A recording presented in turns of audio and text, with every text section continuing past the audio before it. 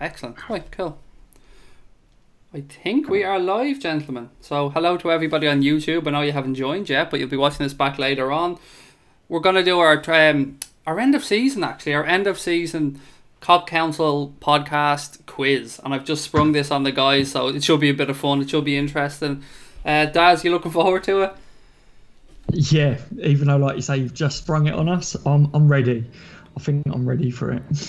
You know what? Chris is so good and so knowledgeable on Liverpool, or at least I've portrayed him to be that way, that I've made this Connor and Daz against Chris. So, Chris, I'm sorry, buddy, but I've kind of dropped you really in the deep end here. Go for it. Go on. It's definitely a false portrayal, but go on. Go for it anyway. Right, we'll do our podcast intro now, guys, and then we will get going. So I'll do the podcast intro in 3, 2, 1. Good evening, everybody, and you are very welcome along to this Cop Council podcast here on Anfield Agenda. Because it's the end of the season and we sometimes struggle for topics to have a chat about, I thought I'd spring a pop quiz on the guys. So joining me to go through this, what will be a mindfuck for the lads involved, are Chris, Connor and Daz. And Daz, as I said to the guys a few minutes ago, I just sprung this on you. You guys had no idea this was coming, so you didn't get a chance to study. Not that you probably would have, to be fair. I've seen how you lads work my agendas in the past. So how do you think you and Connor got to get on? Do you fancy beating Chris? Yeah, you've said it yourself. He's very knowledgeable. He's tried already to say that that's not true, so we shall see. I think the fears are creeping in there already, but to be fair to him, 2 against 1, that's not really fair, is it, at the beginning? But yeah, I'm going to put it out there, Connor. If I let you down, mate, I'm sorry, but I'm feeling confident. It was sprung on us, but I'm feeling confident. So Chris, be warned, mate, we're coming for you. Connor, what do you think, buddy? Daz is after giving you and him a get out of jail free card there, so.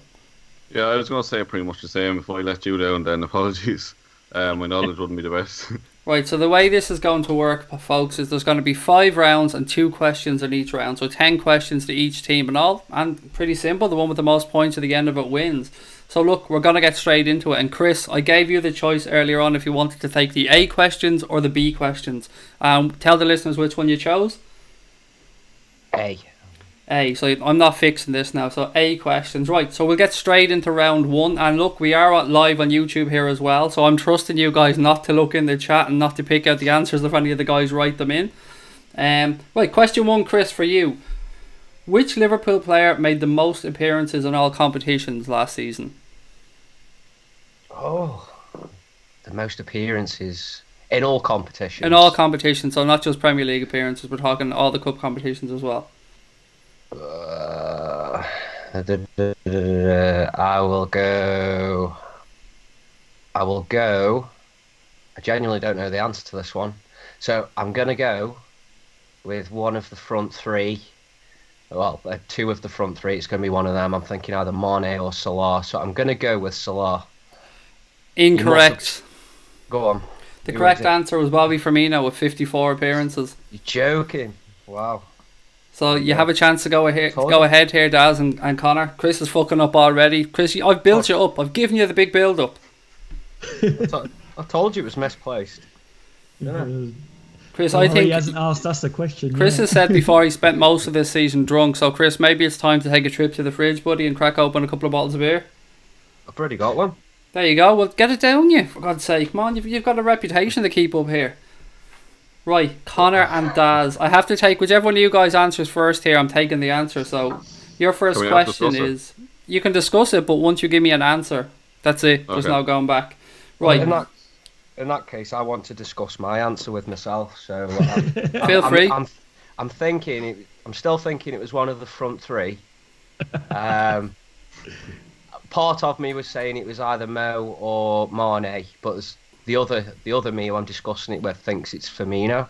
Yeah, but I have to take your first answer. So the other you said Mane. The drunk me says Firmino though. No, it's Mohamed Salah. 54 appearances. Go on then. He's trying to put you off. Do you see this? The mind games are starting already. We're only 1 question in. Right, Daz and Connor, your first question. Did Alex Oxlade-Chamberlain make more or less than 40 appearances in all competitions last season? I know this one. Oh, more or less. Connor, what do you think? Than 40, was it? More or less than 40 appearances in all competitions? I'd say it was less because he didn't really play at the start of the season, did he? No. Well, I'm not going to answer that one for you. Well, obviously not. Talk to the has, obviously. What do you think? It comes out, all right. Let's discuss. I personally would say less, but I know this one. Are you lower going than with the or same what as me? I would say lower. What do you think? Yeah, lower. We're going to do a Brucey on this one.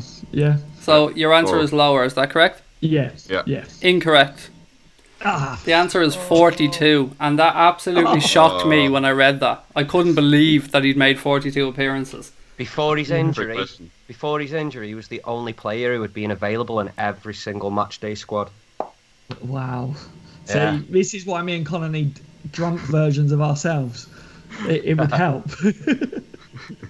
I see people in the chat are answering the questions as well as we go along, and please guys feel free. There's already some more knowledgeable people than you guys out there, so we can... That's not hard, is it? Let's face it. Right, second question, Chris, and feel free to confer with yourself.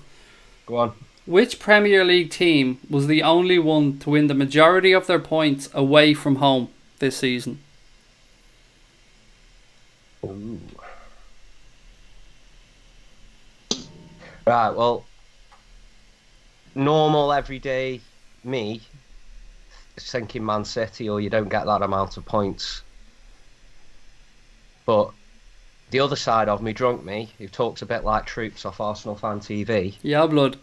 saying You know what I mean? it's got to be Liverpool blood. You know what I mean, fam? I don't know if I'm taking Troop's answer here or Chris's answer, but who's giving me an answer? Man City. Incorrect. Oh, shocking. Go The on. answer to the question was Burnley. I was going to Really? say Burnley. They won 7 games away from home. Oh, And most Flatman of 9 that. has that one. Yep.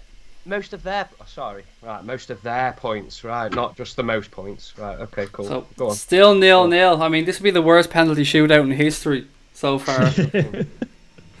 Right, Connor and Daz. Question number 2 for you. Spurs finished the season as the highest placed London team.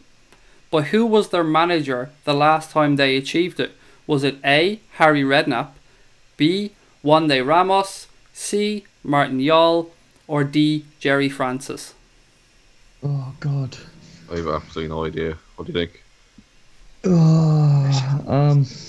This is ridiculous. I thought the questions were based on this season. Yeah, they are. The Spurs It's a trick finished as the question. highest placed team in London this season. Yep. I feel. Oh, Oh, look, I'm taking poetic license here. Right. Feel free to write a complaint afterwards. Read out the answers again. Right, the question was who Spurs finished the highest placed London team this season, but who was their manager when they last achieved it? A. Harry Redknapp, B. Juande Ramos, C. Martin Jol, or D. Jerry Francis? Connor, you're saying you got no idea whatsoever, you got no input. No. If I just take a guess, I'd probably say Martin Jol, but... Well, that's who I was thinking, so we'll go with Just a that. guess. Yeah, well, I had him in my head, so we'll go with that one. Incorrect. I'd have gone Francis, I would. Correct, Incorrect. Chris. That long ago. Fuck's sake. It was Jerry Francis, and there's a couple of people in the Yeah. chat got that as well, so well done to you guys. It was 1994-95. Oh, They weren't Shit. even born then. How's that Shit, fair? look, this is. I got your last 2 questions right, and we're drawing 0-0. and I would have known Oh, your is it? last one. I was thinking Burnley, so... I thought yeah. we'd have a little chat at the end of each round about the season, and I suppose a good place to have a chat there would be around Spurs. And we know they're moving into the new stadium this season, although it's been a little bit delayed. But I honestly I don't see Spurs as a real challenge for a Premier League title, gents. So I just wanted to get your opinion on where you honestly regard Spurs. And I can see Spurs fans probably screaming at us, well, we finished above you for the last 7 seasons or whatever it was, Daz. But I just don't see them as... They're a top 4 challenger, but I never see them challenging for the Premier League. No, I think if you take their manager away from them, they drop. Honestly, I think I really rate their manager, and they've got some good players in there, but I don't see them winning it. I don't see them competing with. If you look at City and people looking at Liverpool at the moment and saying, can Liverpool win the title? You know, if we recruit right in this window and stuff, I still feel there's a big task for Liverpool. And yes, they finished above us, but I look at their team and I think, if they lose one or two of their players, but if they lose their manager, more importantly, then I see them dropping away from the top four. So that's my views on it. I think their manager is key to their success recently, but I'd like to know what you other guys think on it. Chris, for me, one of the major issues there, and you can look at the stadium in two ways. You can look at it as something that will probably keep Harry Kane around for a while and obviously keep the fans happy, but we've seen with Arsenal, it certainly does take away from their spending power. Yeah, does this lead to the next question? It does, but we're having a little chat in between the rounds, Chris. Come on, we're trying to keep this nice and polite. We do have an hour and 10 minutes to kill, by the way, so come on, Chris, play the game. That's what he went all competitive, saying he was coming at me now. I'm up for Chris is ready. He's drunk self. Like the way you lads are going, I'm gonna have to start getting fucking extra time questions and sudden death questions. We could be here all night. Well, you've got to stop segueing into the past, haven't you, and just keep it current. That's what you've got to do. Anyway. Just write a complaint to whogivesafuck at AnfieldAgenda.com. It wasn't my question. I was just being fair to my adversaries there. That was all. I'm getting flashbacks of myself in the last quiz here from Chris. I think basically what you said is spot on. It depends how they perform in the transfer market, and something tells me that they will concentrate more on nailing down 2 or 3 of their current stars, more so than sort of bringing in any signings that are going to improve them majorly. They don't seem to be sniffing around anybody, do they, at the moment? Or maybe we're just unaware of it. I don't know. It all seems a bit... almost like they're quite settled on what they've got. And maybe that's a good thing. Maybe they'll go into for them, maybe they'll go into next season just trying to use more experience and continuity as a weapon, because they are a very good side, aren't they? We can't deny that. Title challenges, though, at the moment, I don't know. I think if you look over recent months, which is your best barometer for how you're going to perform in the beginning months of the following season, we look like we're on more of an upward trajectory than they are. They look like they're pretty, what's the word? Flat. They are where they are. They're not. They don't look like they're going to take a nosedive like Chelsea, but they certainly don't look like they're going to put something together and do anything incredible next season. And I think in order for them to do that, they're going to have to spend money. And I don't mean just on upping the wages of players like Harry Kane, because the fact of the matter is Harry Kane could take an injury early in the season or something, and then they're knackered again. And I don't see where their next big signing's coming from. They don't appear to have that in their locker. If you look a lot of their signings, I think Eriksen was better than they perhaps envisaged him being. Same with Dele Alli. And I suppose you could say that about a couple of the signings we've made, like Mo Salah. I don't think we expected him to be as good as he is, but we went out and signed Virgil van Dijk, believing him to be the best centre-back in Europe. Do you know what I mean? I don't see that kind of signing from Spurs, something that's going to propel them. And so I think they'll be in and around that top 4. But I think Arsenal are going to have something to say about the top 4 fight next season as well. So unless I think in this situation now, it's a case of you're aiming for the title, and then where you finish sort of depends on that. And I think Man City are definitely going to be aiming for the title. That one is pretty much guaranteed. Manchester United are going to be having an eye on that. We're going to be having an eye on that.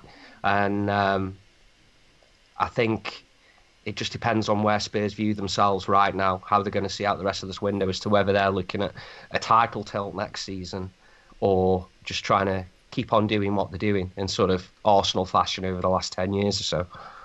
Connor, Chris made a couple of good points there. One of them being that continuity is certainly something that has worked well for Spurs, and they've kept the bulk of their squad together. But what we often see with Spurs in transfer windows, and we've spoken about Daniel Levy before and how shrewd he is in the market, and I think this happened with the Eriksen deal. You often see him wait until the window's nearly about to close and swooping in and getting deals that nobody's seen or perhaps nobody thought was possible, or players that just went amiss by some of the bigger clubs. Yeah, he seems to leave it out late a lot of the time, probably looking for cheaper deals. Like going back to transfers, like you never see them making big money signings. Like you can't imagine them bringing in players like Keita and Fabinho like we had, I think that's why they probably won't challenge for the title. It is strange because they have progressed an awful lot in the last few years, but it seems as if they've peaked almost. I can't imagine them doing much better than they have done in the last year or two. Yeah, I can't imagine them getting much more improvement out of the players that are there. I mean, Harry Kane is, he's banging in 30 plus goals a season. Christian Eriksen is a very good talent, performing at a great level. Dele Alli, perhaps people might say he didn't have the greatest of seasons, but he had quite a high assist rate and that. So it's really going to be interesting to see how they act in this window and how moving to the new stadium affects them going forward. But we will push on to round number 2, guys. So this is where we hope for you lads to put some points on the board. Chris, question number 3 for you. How many clean sheets did Liverpool keep across all competitions this season? Was it 22, 23, 24 or 25? Oh, across all competitions? Yeah.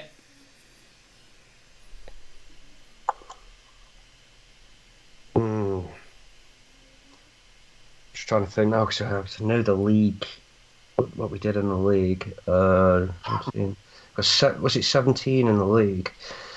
I don't know about all competitions. I think you're correct with the league total. Yeah, I just don't know about that. What were the options again? 22, 23, 24 or 25.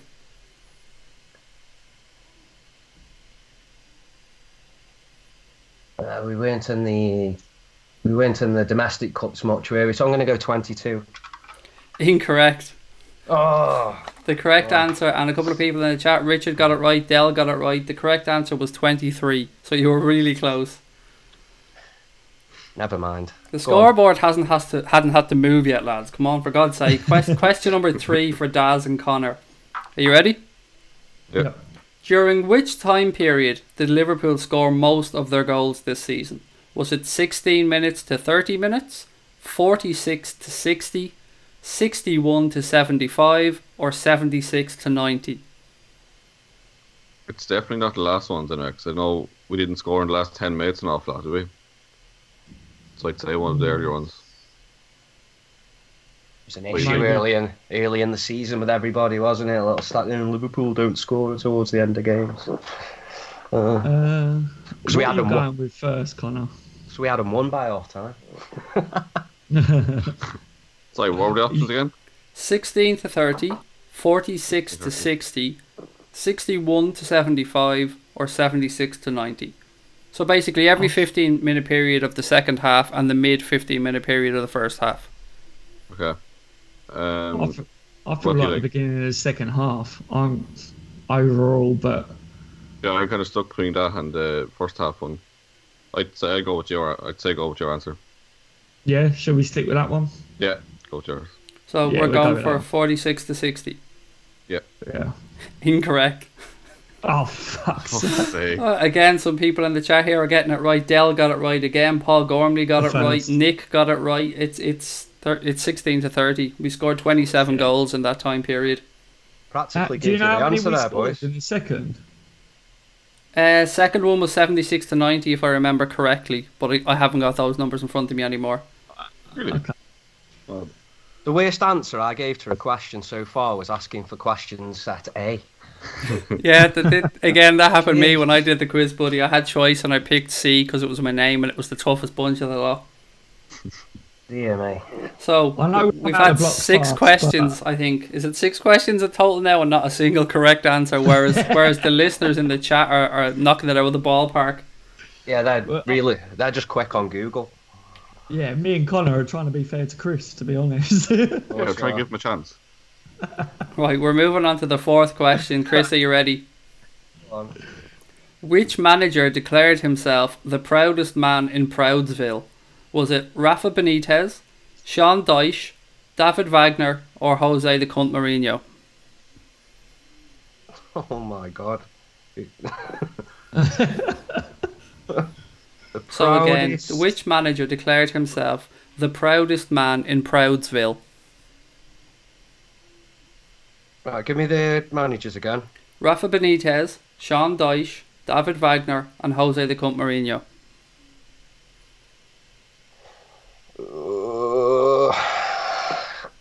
It's got to be Dash. That sounds so English, doesn't it?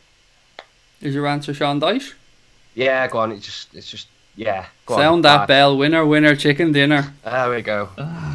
Every single person pretty much in the chat as well got it right. So well done to everybody. So it's 1-0 to Chris. Here we go. It only took 7 questions to get the first correct answer. Time for an immediate equaliser, gents. Are you ready? Yeah. Yep. What do Jack Cork, Harry Maguire, Lewis Dunk, Matthias Jorgensen and Alfie Mawson all have in common? A. Their goals were all own goals. B. They made their international debut and were relegated. C. They were sent off 4 times each. Or D. They were the only players to play every minute for their clubs. Or either shite. That's what I was thinking too. And Harry Maguire's a pudding. What do you reckon, Connor? It's not the relegation one anyway, because Maguire didn't get relegated. Yeah. You can rule that out. Did they all play every minute, do you think? It could be that. Do you want the names again? Yeah, yes, please. Jack Cork, Harry the Puddin Maguire, Lewis Dunk, Matthias Jorgensen and Alfie Mawson. A couple of people in the chat reckon that the answer is that they're all shy. Yeah, maybe we go with that one, mate. I think. Do you reckon? Played every minute. Yeah. Yeah, we go with that then. Correct. It's a good shot. Oh yes. Yes. 1-1. So 1-1 after Ding, ding. 2 rounds. And gents, I thought on that topic, I think centre backs is probably a good chat or a good position to have a chat about, because it's a position we've been linked with, but it's a position I feel that these days, Connor, there aren't too many world class top centre backs around like maybe there were when we were younger, or perhaps I'm just being a bit nostalgic. Yeah, there's not an awful lot. You look at like the Jerome Boateng and players like that, but Van Dijk obviously brilliant as well. Sergio Ramos, even though he's a cunt, he's still a great defender. I mean, if I was to say to you, Connor, right now, like Virgil van Dijk does his ACL and we have to go out and buy two new top class centre backs, and we have, I don't know, we can spend 60 million each on them. Is there anyone that jumps into your mind straight away? Probably Boateng, but I can't see us buying him purely because of his age and his price. And he got But in grey terms of hair ability- in that match tonight as well, which was fucking ridiculous. Oh, it's mad. In Don't- terms of ability, I'd say he don't- probably is the top. What about Duncan you, Daz? Maguire. Anybody for you who you think jumps out as a good centre back or an underrated centre back that's doing the rounds at the minute? I think this is a problem. I really do. When people ask you who you want to come into Liverpool, that's the real issue. When we was linked with Van Dijk, it was like, yes, we want Van Dijk. We know he'd come in and should do a job. But when you're looking out there at the centre backs that could be available, my mind is, I look to players like Jonathan Tah that could come in and do a job under Jurgen Klopp. There's no centre backs out there that really screams to me available. Liverpool go and get them. They come in and they will be rock solid. It's really, really difficult. I like links with centre backs like Lascelles from Newcastle. I like that because I think they're centre backs that would come in. Would possibly go on to be a quality signing for Liverpool. But yeah, as far as a top quality centre back out there that Liverpool would spend 60 million on, very difficult to try and pick at the moment. So yeah, it's hard. Chris, I'm just reading through some of the answers here from the listeners, and I'm seeing Harry the Puddin Maguire, I'm seeing Sacco, I'm seeing people say that we probably would struggle to find somebody better than Dejan Lovren, and I have to say I do like that answer. Yeah. Oh, I mean, I'm a fan of Lovren. I mean, I like the way he's turning himself. I love his attitude. I like the way he's turning himself around, and he's got a lot of attributes to be a top centre back. But if you look at the question, you had to go out and buy 2 centre backs. You didn't really say within reason. So, if I could bring any 2 centre backs to the club from anywhere, and it's just a case of just magic wand them to the club. There is quite a few very good centre backs out there. I mean, Ramos, you've already mentioned. He is I did give you a 60 million quid budget per defender.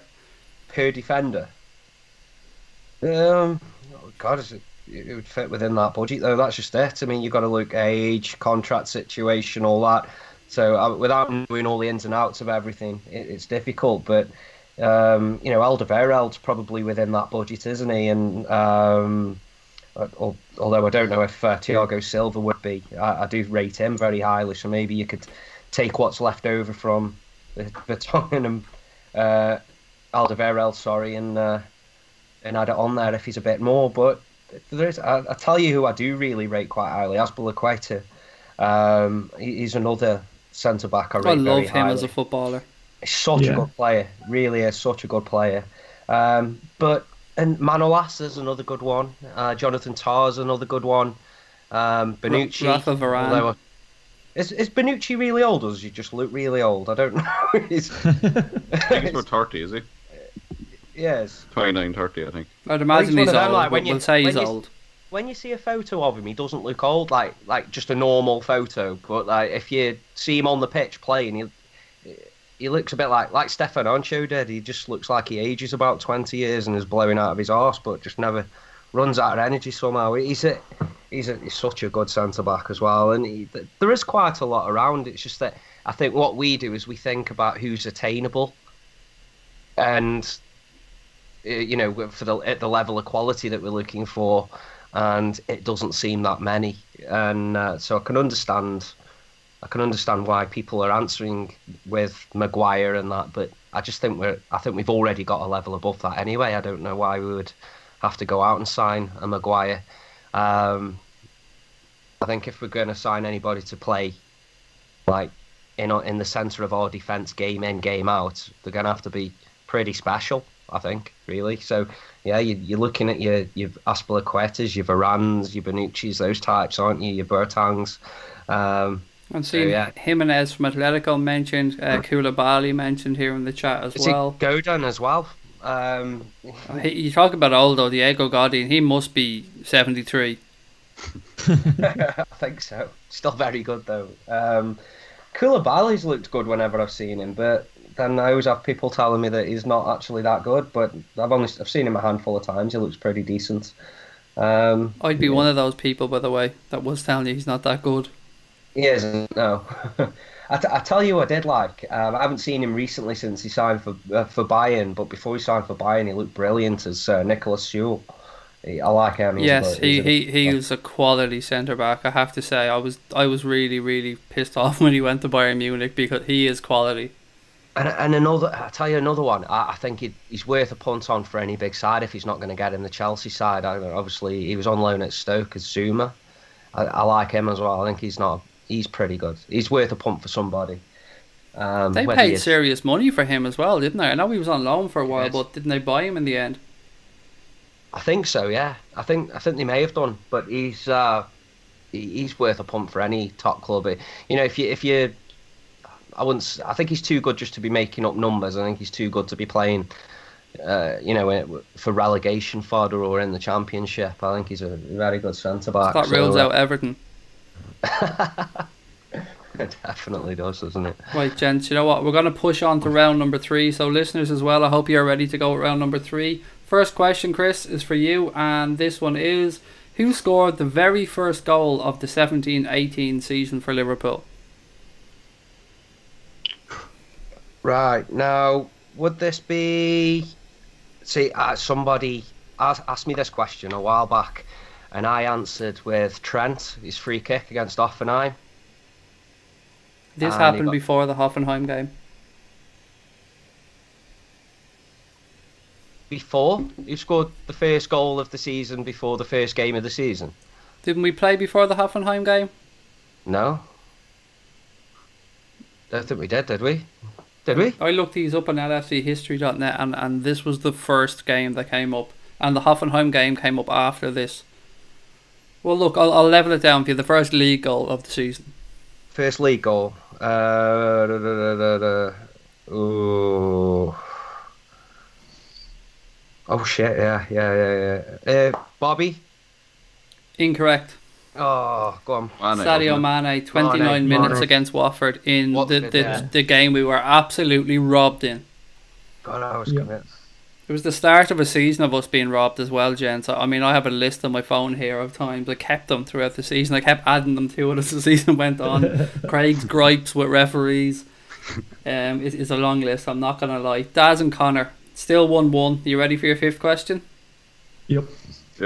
Liverpool beat West Ham 4-1 on February 24th. But who scored Liverpool's first goal? Oh,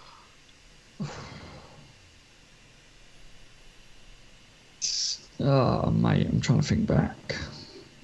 barely remember that game. Who scored our first goal? Obvious guess would be Salah, wouldn't it? It would be, wouldn't it? Any guesses?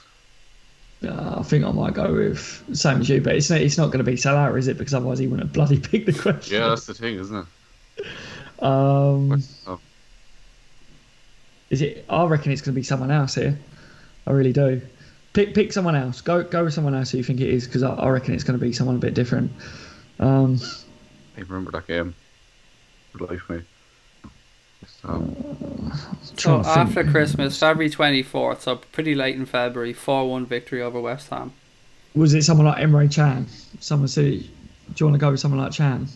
Yeah, happy to go Chan. Midfielder or something. You happy with that? Yeah, go for it. Can? Good Correct. guess. Oh, what a guess. Sorry. Good guess. Play that. That was Good guess. Daz, if you pull That was that a out of the guess. chat, I did see whole somebody squad. in the chat, but it was a great squad. show. A whole squad to guess from, and you guessed Emre Can, who I scored. knew it wasn't going to 3 be goals Salah this because it wouldn't have been a question. Yeah, that's the thing. He scored the second, didn't he? Yeah. So 2-1 to Connor and Daz. Wow, Chris, you're under pressure here, buddy. Going into number 6. I'm just looking through the chat here. I did see that one. 2 Holman. Congratulations, you're the only one there to get that answer right. Right, Chris, you're 2-1 down. Number 6.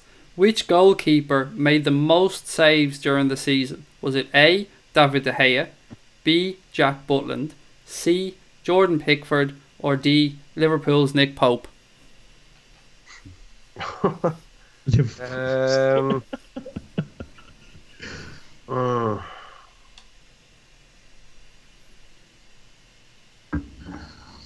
God.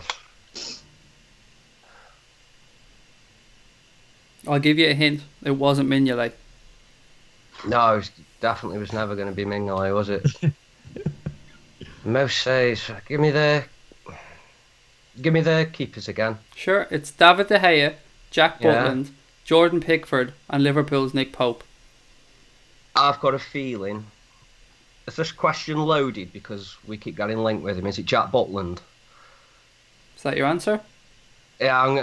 Yeah, because it's the most unlikely. So I'm going Jack Butland, and it is a guess. I'm sorry. So if I'm right, I'm sorry. It's just a guess. Correct. Guess Pope. Well It done. is Jack It was Butland. Jack Butland. It Jeez. was. And well done to a lot of people there in the chat as well. I'm looking through. Richard got it right. Aaron got it right. The Musk got it right. So well done, guys. Lots and lots of correct answers. So 2-2, but you guys still have a question left. So Daz and Connor, here comes your 6th question. What month did Carlos Carvajal take over at Swansea? Was it October, November, December, or January? So Carlos Carvajal, and I'm not saying that name again. I'd What do say you reckon, October Colin? or November. Yeah. I instantly thought November for some reason. I've no idea why. Go with that then, because it's one of them two. Okay, go with November. Incorrect. Oh, The answer was December. Oh, it was neither of them. I thought it was earlier than that. I did as well. This season, gents, broke a record for the number of Premier League managers sacked. There was 10 sackings this season alone. I mean, Chris, we see this all the time. Managers coming under pressure, but 10 sackings in one season, that is ridiculous. It is mental. Granted, But- probably 9 of them were Do you know- Crystal Palace, but Do you know? Can't. So I knew the answer to the Carval one again. This is. I tell you, you can pick the questions for me next time. it's all right though, Chris. You're He still won- in there. It's he won. 2-2. He won manager of the month in his first full month in January, I remember, and it started off with that result against us, didn't it? And did Mourinho come out with some comment about him as well, that he's going to be the future superstar or something? Something like that. To be fair, how many of these sackings would you say have been really unfair this season? I mean, normally you'll see a manager's been sacked, you're like, why the hell have they done that? I didn't like the Craig Shakespeare sacking. Because I didn't like the fact that he was out in charge anyway because of how that came about. So, but yeah, that's no reason for him to be sacked. Obviously, that's a bit harsh. I suppose, yeah, no, but out of the 10, I think you're struggling to find more than a couple of them that were harsh. There's been a lot of underperforming managers. There's one I particularly enjoyed, though. Hughes' sacking was well overdue, and you know it's.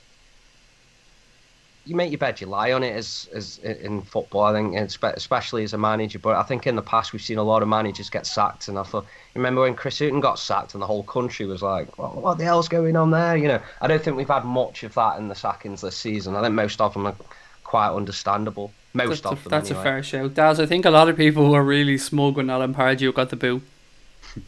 Yeah, I think a lot of people just like to laugh at other managers getting the boot a lot, don't they? But I don't know. For me personally, when I look at managers getting the sack and stuff, unless it's related to Liverpool, I never look into it too much. But I think that's football these days. I think football's changed a lot. We talk about the amount of money that's thrown around in the sport, and managers, that's part of it now. I think they know, don't they? They know the situation they're in. They know if they don't get results, a club is quick to try and change things, and the manager is one of the first things that changes, unfortunately, these days. The longer the days gone that a team seems to stick by a manager and give them, a run of seasons to things. So yeah, I see a lot of people that on my channels and stuff and across social media laughing at other managers and that. And I think maybe sometimes when these teams sack their managers, if they held on for a little bit, I think that maybe they could have turned things around at their clubs. But that's just my views. But I think that's the way it's gone, and I think it will get worse as well. Connor, are you expecting to see many more sackings next season? Do you think maybe we'll break this 10, or do you think this season was a bit of a once-off? It's hard to know, isn't it? I'd say it'll probably be about the same. Like Daz said, managers don't get time anymore to try to develop a squad. It's either get results or fuck off pretty much nowadays. I still find it crazy with Watford, the way they seem to change their manager every 6 months. I don't understand that mentality at all. They'll suffer for it. Massively. It is funny what happened with Marco Silva, isn't it? They spent so long rebuffing Everton and then they end up sacking him anyway. Yeah, they got their man in the end. But there's very few managers in the league now who have been there a long time. Like, you look at Wenger, he was really the last one, wasn't he? Who's the longest serving manager in the league now, guys? I can't remember. Is it Pochettino? I'd say it must be, yeah. Or Eddie Howe probably, is it? No, he had a spell. I don't know. He had a spell at Burnley as well, didn't he? Before he went back to Bournemouth. Oh, did he? Yeah. I'm just thinking, who is the longest serving manager in the Premier League? I'm just quickly going through the teams here in my head. I'm gonna guess. I'm gonna guess Pochettino though. That's what he could only be there. What, 3 or 4 years? That is nuts, actually. If anyone in the chat has the answer there, who's the longest reigning Premier League manager, do let us know, because I did have the answer to this at one point, but I cannot remember who it is. Anyway, we'll Google that. We'll move on to round number 4. So both you guys have 4 sets of questions left. Well, excuse me, 4 questions left. Chris, it's 2-2. Your 7th question. And this is squad numbers. What squad number was Ben Woodburn given this season? Oh,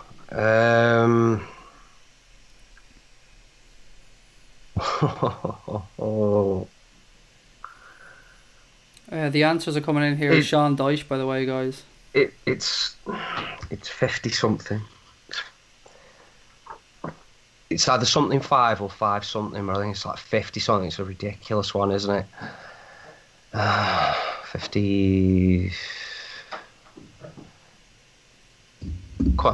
Can I get it just if it's 50 something? Computer says no. Oh god. 50. 50, 50, 50, 50, 50. See, I think I know this one, but you watch, I won't know our one. Am I close? I'm not Yeah. telling you. Yeah. Yeah.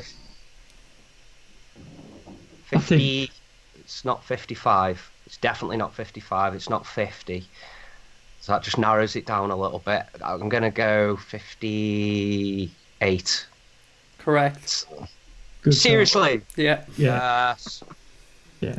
Good shot. 3-2 to Chris. So pressure's on here, guys. It's another squad number. This player was out on loan, but he did get a squad number. So what number was Marko Grujic? Oh, I know this one. Like 16, was it? I have to confirm with Daz if this is okay. What do you think, Yeah, Daz? I think I'm it's 99% sure it was 16. Yeah, I'm pretty You're much right. 16, same as you, mate. So Correct. Yeah, I got 16. yeah. Well Correct. So it's 3-3. done. Well played, sir. Question And you, number Chris. 8. So Chris, who was the first manager to get the boot this season? Was it Craig Ooh. Shakespeare, Frank de Boer, Ronald Koeman, or Slaven Bilic? De Boer. Correct. Oh, 4-3. Chris, look at Chris coming on strong at the end. he's been drinking more. Been talking to my missus, have you? I think Daz nailed it on the head there. He's been drinking more. He's been getting the bottles into him as he goes along. He's been lubricating himself. Right, gents, the pressure's on here. 4-3. One more question left in this round before we move on to the final round. Are you ready? Yep. Who was the first Premier League player to be retrospectively banned for diving? Was it A. Richarlison, B. Manuel Lanzini, C. Umar Nias, or D. Bernardo Silva? Any initial guesses? No. Hmm. Oh God. The fact it's not Dele Alli is a disgrace. Should know. Yeah, I was thinking that too. Yeah. I was Some like, telling me Lanzini. I'm not sure why. yeah, well, his name pops out, but So did ACL. Harsh. Too soon. too soon. I don't think we've many Argentinians or West Ham fans you listening. I should be alright. The only good Yeah. thing is at least we won't sign him now because of that. You really should know the answer to this one. Connor, it would be a guess. So you go with who you think, mate. Since Chris said that, I'm thinking Richarlison maybe was in that first game against us. Yeah, do what you want, mate. Because Oh, no. Go on. Yeah, I'll go with Richarlison. Incorrect. Oh, It was it? Umar Nias. Nice. Never worried Yeah. about It was good giving the toffee stick on Twitter, wasn't it? Hey? And that's a perfect place for us to start this chat, Chris. The Toffees. It was certainly an up and down season for Everton this season. We obviously seen Fat Sam the gravy pourer coming in as the season went on, and all in all, how would you look back at Sam Allardyce's time at Everton? Like, do you think it was a success? Because when he went in there, they were up shit creek. I think they were up shit creek, but I don't think they were going to stay in shit creek. They were always going to climb out of shit creek, and I think any manager who went in would have done that. I think they had a bad run of form. I think there was way too much quality in that side for them to struggle massively all season. I don't think he performed any miracles, although you know, you've got to admit he does have this knack of, you know, putting fires out, so to speak. Massively underachieved considering the money they spent, and I'll stand by what I said last summer. It wasn't really money well spent. I know everybody was, even our fans were like, I think bitching and Richard whining Keys 'cause they would have were- vastly disagreed with you. Well, he's just a dick, isn't he?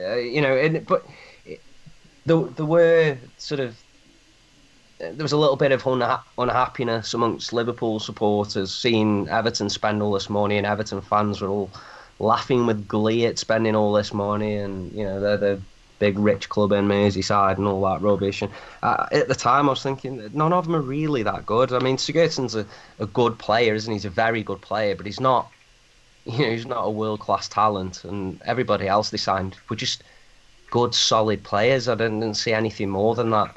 But even even still, they were too good to be where they were.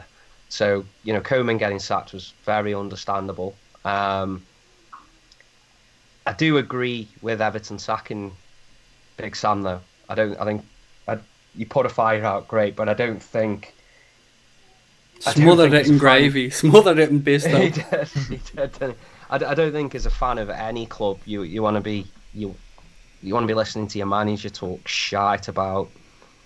He was calling. He said he would have beaten us in the Champions League over 2 legs. Do you remember he was trying to pull that shit? Yeah. He just talks too much shit, and fans don't buy into that, do they? Your manager's going to protect himself, protect his players, and and all that, and that's understandable. We've seen Klopp do it, and we thought, why are you bigging Lovren up here when Lovren's in a bad place? Or he's done it for Mignolet, and he's done it for Karius, and you're thinking they're clearly just not performing well. But then out the back of it, you see, little green shoots of redemption in these players, and eventually they come good. So Klopp normally is vindicated, but when you're watching Everton and they're producing the absolute turgid shite football that they've produced all season, and then Big Sam's bigging himself up over it, he just makes himself look a laughing stock, doesn't he? And if I was an Everton fan, I was never happy with that. And I think the owners of a club have got to pretty much get a feel for the way the fans are feeling and what they're thinking. And I think that's the reason. I don't think the intention was to bring him in to let him go this summer. I think they genuinely would have liked to have seen him, build on this year and go into next year. But the fans just weren't happy with him, and I can understand why. And I think that's why he was sacked. But they certainly, I think they're going to be a bit better next season. But I don't, unless they've got to sort of unspend what they did last summer, haven't they? Because a lot of it was dross, and I don't think they're going to be capable of doing that in one summer. So I don't think they're going to do anything dangerous next season, that's for sure. Connor, one thing that I found particularly hilarious around the whole Everton situation was Mayor Joe Anderson looking for MI5 to basically come in and find the Ross Barkley money. Oh, that was ridiculous, wasn't it? Well, that was just embarrassing. That really was. It really was. So stupid. What does it call them? Sausage fingers, isn't it? There was a few other belters as well from their side. Things like the city's now blue because didn't they rent one building or buy a building or something? They thought they were taking over the city. Some shit like that, and they're sitting like massively below us on the table playing shit football under Big Sam, and they're still claiming that the city's blue. I just don't understand Everton fans at all. Their expectations are far too high for that team as well. Like you look at some of them expecting to get top 4 this season again, and no hope. No chances of happening. Daz, we feel sorry for them when you look to the Liverpool fan base, and there's actually some diehard Reds starting to feel a little bit bad for Everton fans having to put up with Sam Allardyce football week in and week out, because they almost felt it was like kicking a puppy. Yeah, I don't know. I don't know whether there was too many of them that felt sorry for him that I was talking to, or felt sorry for the Everton fans, but at the same time, I think they didn't help themselves, did they, really, the fans? Because I saw a lot of them trying to give us stick last year, saying, we're going to finish above you and all that stuff. And I don't think they will learn their lessons. I still feel that they will still give us stick every year. It's that rivalry, isn't it? It will always be there. And even though people say that the derbies aren't what they used to be and stuff, and there's a difference in the teams these days and stuff, I will never feel sorry for Everton fans or feel sorry for how they play or anything like that. But they're no way going to finish above Liverpool next year. They wasn't going to last year, no matter how much money they spent. I don't care what manager they have at their club or how much they spend. I look at what Liverpool are doing, and this is what makes me laugh with other fans. I feel like, as a Liverpool supporter, I know other Liverpool supporters get involved with other teams, and I know a lot of people talk about Arsenal fan TV and stuff like that, but for me, I mainly only really care about what happens with Liverpool, and I don't really search for other fans and what they make of stuff. But other teams' fans, they really do give a shit about what Liverpool are doing. Oh, they really do.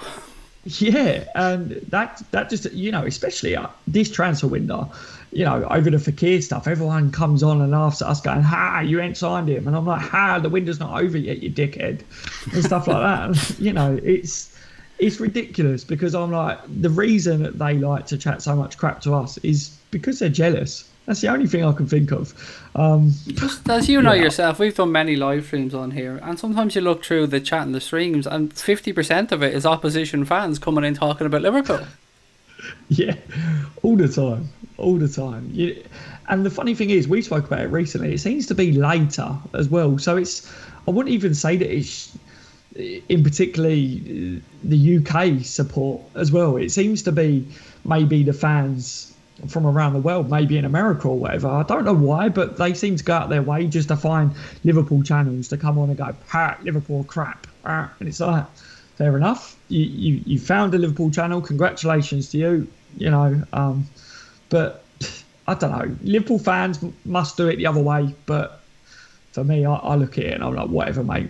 Whatever Man United are doing, so be it. Get on with it. Whatever Arsenal are doing, so be it. Get on with it. All I care about is once that season kicks off, my team, I want them to do better than yours. And yeah, I don't really care what they're doing, to be fair.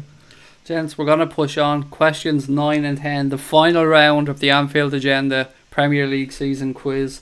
Chris, you're winning 4-3 as we go into these last two, so if you get them both right, you're the champ. Are you ready? Go on. Question number 9. Firmino and Salah occupy the top 2 slots of season appearances, but who's third? Oh, appearances again.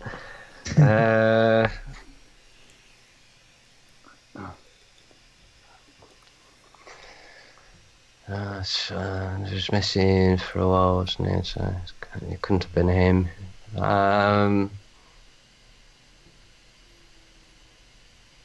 Matip started the season pretty much, didn't he? So did Lovren play alongside him much? And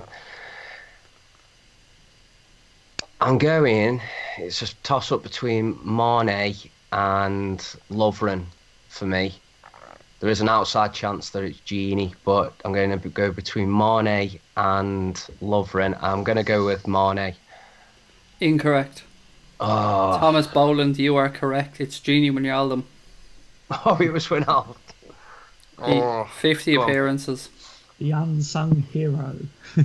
That surprised me when I read that stat, actually, because you think of him as being somebody who just fills in at times, but 50 appearances in the season. That's how he gets his appearances. That's why I gave him the outside shout. I wish I'd have gone with him now. But he just fills in there, doesn't he? So if there's like a little shuffle in midfield, he just seems to be able to fill in whatever space is left, doesn't he? And he does his job exactly as he's told to do. So I can understand that. Very underrated player in my eyes, Chris. I thought the last couple of months of the season, him and Mane were our two best players. They were fantastic. Genie, especially when he switched to that 6 role, it really surprised me how well he did. I know on that transfer pod, obviously, when Christian said what he would have done to change the side and push Genie further forward to play as more like in a 10 role, I'm like, well, Genie was asked to play that 6 role for a reason, and he'd been playing it for a few games leading up, sort of in practice for that game, I think. And he was so good at it, played really well, and I think it got missed by a lot of people. I never saw many people sort of rave about it, but he did it really well. It's as good a performance in that role I've seen from any of our lads this season. I feel like Chris was like a goalkeeper there, guys, refusing to give you back the ball, standing over the penalty spot, kicking it up, just trying to waste time to put you off, look in your eyes and distract you before the big answer. You're 4-3 down, but you do have a question in hand, Connor and Daz. Are you ready for number 9? Yeah. Yep. Who made more Premier League appearances this season? Mignolet or Solanke? Ooh. Oh, that's a good one. You should get that. Mignolet played up until about Christmas, wasn't it? I would say Mignolet, but yeah, what are you thinking? My guess will be Mignolet, I'd say, yeah. Yeah, so we'll go with that one. Mignolet. Incorrect. Dominic Solanke made 21 appearances. Simon Mignolet made 19. Oh, that's so annoying. I really enjoyed that question when I found it out. Actually, I looked it up and I went, "That is a doozy of a question," because it's a really tough one to think the answer to. I would have gone for Mignolet on that one. In fairness, like you just wouldn't have thought that Solanke had racked up that many, would you? But how many games he does he plays play? 5 minutes or 10 minutes a long time, or a lot of time, doesn't he? Yeah. Last few minutes. Looking through the chat, I think it was just edging towards Solanke with the answers, but it was a pretty even split there between the listeners. So, right, 4-3, Chris. The last question for each of you. You answer this correctly, Chris, and that's it. Champions League winner. We'll call you Chris Ramos. No pressure. No pressure. Number 10, Chris, are you ready? For the win. Which of these players scored against all the top 6 clubs this season? Jamie Vardy, Riyad Mahrez, Marco Arnautovic, or Glenn Murray?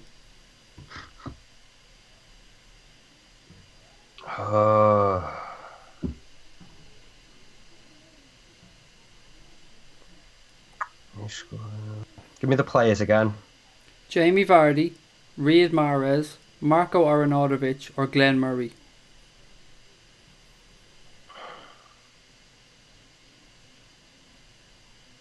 So I think I was hoping you'd say Mo Salah in that because I had a feeling he had, Vardy. Going to be somebody that I'm going to go with Murray. Incorrect. Ooh. Pretty much all the listeners there got it right in the chat. It was Jamie Vardy. Vardy. I just thought that was too obvious. Go on. And when I seen that question, I pinched that question from another quiz. I can't remember who it was. It was a newspapers, I think. And my immediate answer was Glenn as well, Glenn Murray, because it's just so odd that you just think it must have been him then. You have a chance to equalise deep in injury time, Daz and Connor. Are you ready? Your final question to put it into extra time and make me come up with a question off the top of my head. Yep. Okay, here we go. What did Lewis Dunk do against Manchester City, Man United, Liverpool and Swansea? He was sent off in the first half. He scored an own goal. He was booked for diving, or he conceded 2 penalties. So what did he do in each of those games? Have you got anything that jumps out? Mine was own goal, but...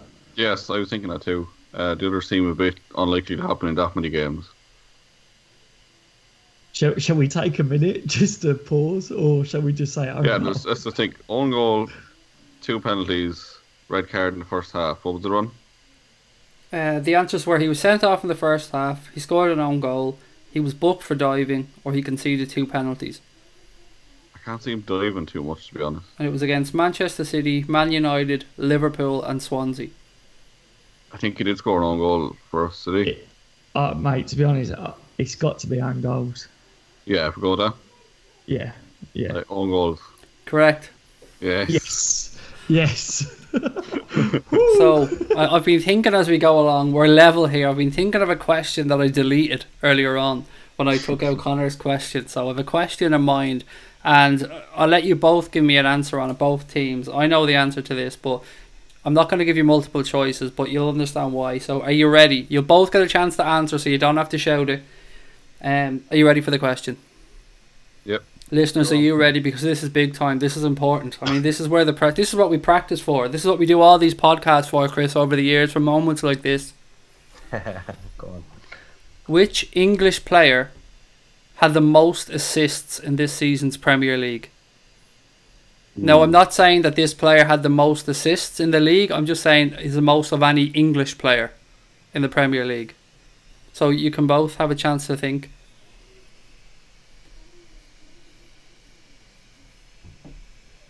This is making tremendous listening, by the way. All this dead air. Big long moments of silence. How can me and Connor, Yeah, we can't discuss it here. I know, it's beautiful, isn't it? You're just going to have to either wait till Chris answers or start giving Chris ideas, one or the other. If we just guess what Chris guesses, we're guaranteed not to lose. That's correct, but it's about winning, Connor. Right, well, I'm going to go with Sterling. Anyway, there's my answer. That's what I was thinking. Because I know he did get quite a few. I think Ali had quite a few, but I think Sterling might have got it. I'm going to go Sterling. I think Sterling had more than... Yeah, Yeah. I was thinking Sterling as well. Yeah, so. Yep. Is that my both your answer. answers? Yeah. Yeah. Incorrect. It was Oh, Dele Alli. no. Oh, God.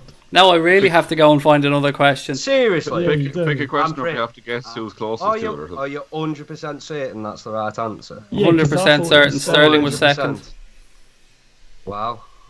That's crazy. Right, I'm going to pick a stat and I'm going to ask you both for the closest number, so bear with me. And And it's going to be LFC related, so bear with me 1 second. I'm just going to pull up a stat from this season because that was my extra question and you have screwed me over on it, so. Okay, bear with me. Come on, LFChistory.net, load up for me. We need a winner. Okay. right, I've just finished Googling and I'm on Premier League's website. And Raheem Sterling got 11 assists and Dele Alli got 10.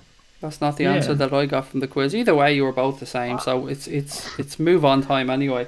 Yeah, but now we have to question were all the other answers wrong as well. Well, yeah, but I had all the other ones written down. This one I had to remember from my head from earlier on. I think I've won like 9-4, I do. I think. Right, are you ready? Go on. Okay, which one will I come up with here? Which one will I pick? Which one will I pick?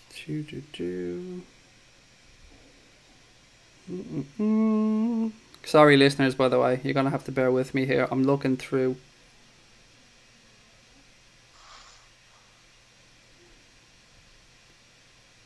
Okay.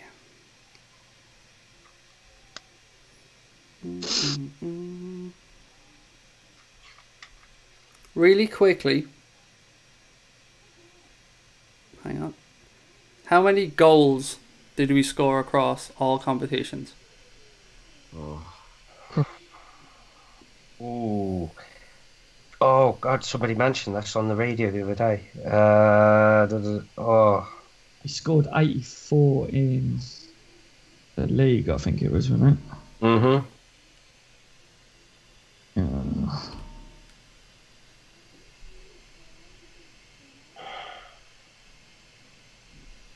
Oh, God, how many was it now? It's 100. Closest wins. Should we go three-way for this one? No, that means you got a 66.6% chance of winning. Recurring.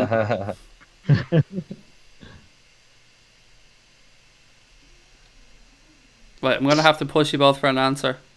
Connor, I'm going around 135, 140 mark. Really, I was a bit lower than that. I had like 122 or something like that. Just trying to think. You said 84 in the league, you said, was it? Okay, I'm going to count you down. 5, 4. Let's go with yours. Tell you what, you give an answer and then I'll give mine. Then go on. Go with yours, as. But he gave me like a round figure of between 5 goals. I need a number. 40. What were you saying? 140. Yeah. And Chris, your answer? I'll go 142. Ah, what? Connor and Daz win. Above me. I You win. are? Yes. It was 135. Yes. Yes. Yeah. Was it? I was thinking to myself, if it's going to be anything, it's going to be more than one. But we won. Yeah, it's 135. You were spot on with the league goals. Was 84, 47 in the Champions League, and 4 in the FA Cup. Right. I thought we would. I thought it was going to be more than one. So I thought when he went 2 above mine, I thought, oh no, he's clever. Yep. So Chris, dear. you let me down. You're banished. Connor and Daz are off to playing the Super Cup of end of season podcast questions. Congratulations to them both, and unlucky Chris. How do we win that? Right, gents, we have now finished the podcast section. We finished the podcast recording, so it's time to just have a chat with the guys here who've been very patient on YouTube, and thank you guys for taking part in the quiz. If at any point Daz, Chris or Connor needs to drop out, lads, just say so and we'll work on. But any questions, lads? Anything you want to have a chat about? You guys, Chris, Connor, Daz, and you want to kick off about tonight? Hadn't you seen any transfers or rumours or anything like that? Apparently that Paqueta with his bullshit, by the way. Remember that Yes. Brazilian fella? And Yeah. I spent a good 7 minutes looking at that Wikipedia page. So that's 7 minutes I'll never get back for that flamenco player. Did you Brewster look at does, him, Chris, at all? That Paqueta lad? I mean, he's only scored 3 goals ever or something, but he was the next Nabil Fekir. Genuinely not a clue. You're better off, buddy, honestly. I mean, you showed your lack of knowledge there in the quiz. Making a show There of you us. Making a show of us. I don't know how we won it, actually. It was very close, wasn't it, at the end? That was Because we're very, very geniuses, close. obviously.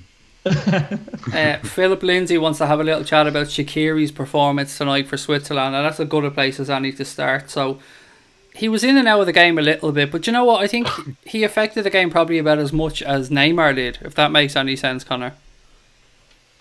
Yeah, in a way. Like going forward, Switzerland aren't exactly the most creative of teams, so he kind of gave him that spark up front. The very Raptor strong reckons player. he's at his fattest ever. Yeah, maybe that helps him a bit. He gets to bully people off the ball, even if he's small. Throws his fat around. Does Spicy he was last shrink? week, Honestly, so. does he shrink every season? He seems to, doesn't he? He's fucking tiny. He's about 4'6" at this age, I'd say. Yeah, he looks sharp enough for someone who looks really fat. He looks sharp enough for someone who looks really fat. The depth of knowledge that you get on this channel, folks. The depth of knowledge. It's not To an be fair ounce to him, of though, he fat doesn't- on him, though, is there? No, I think he's just bulky, isn't he? Cop He's Idol very- reckons very strong player. Cop Idol reckons he's just a slim Jan Malby.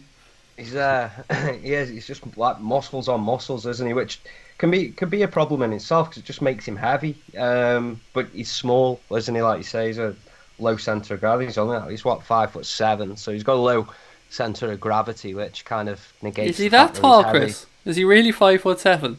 Yeah, he's 5'7". I'm only 5'9", and I don't see myself as nearly the same height as Shaqiri. What I did notice tonight, and it kind of goes against the grain of what everybody was accusing him of, as having, as being lazy. And that's the one thing he wasn't tonight, wasn't he? He worked his socks off.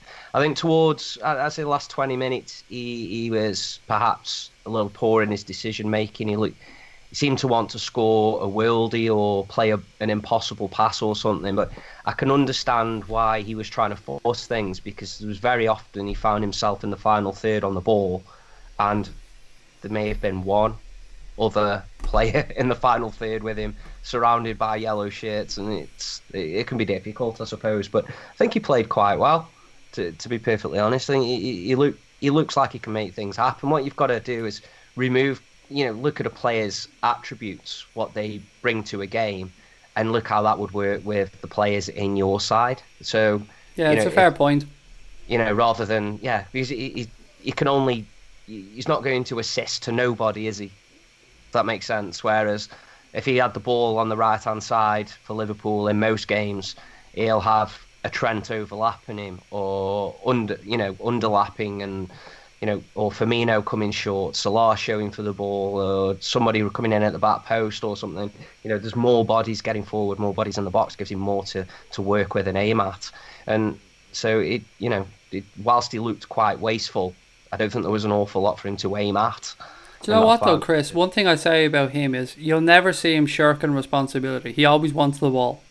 Well, another one of the things people say about him is he's got an ego. Well, yeah, he backs himself as a top player, and top players have egos, and without one, they wouldn't be a top player.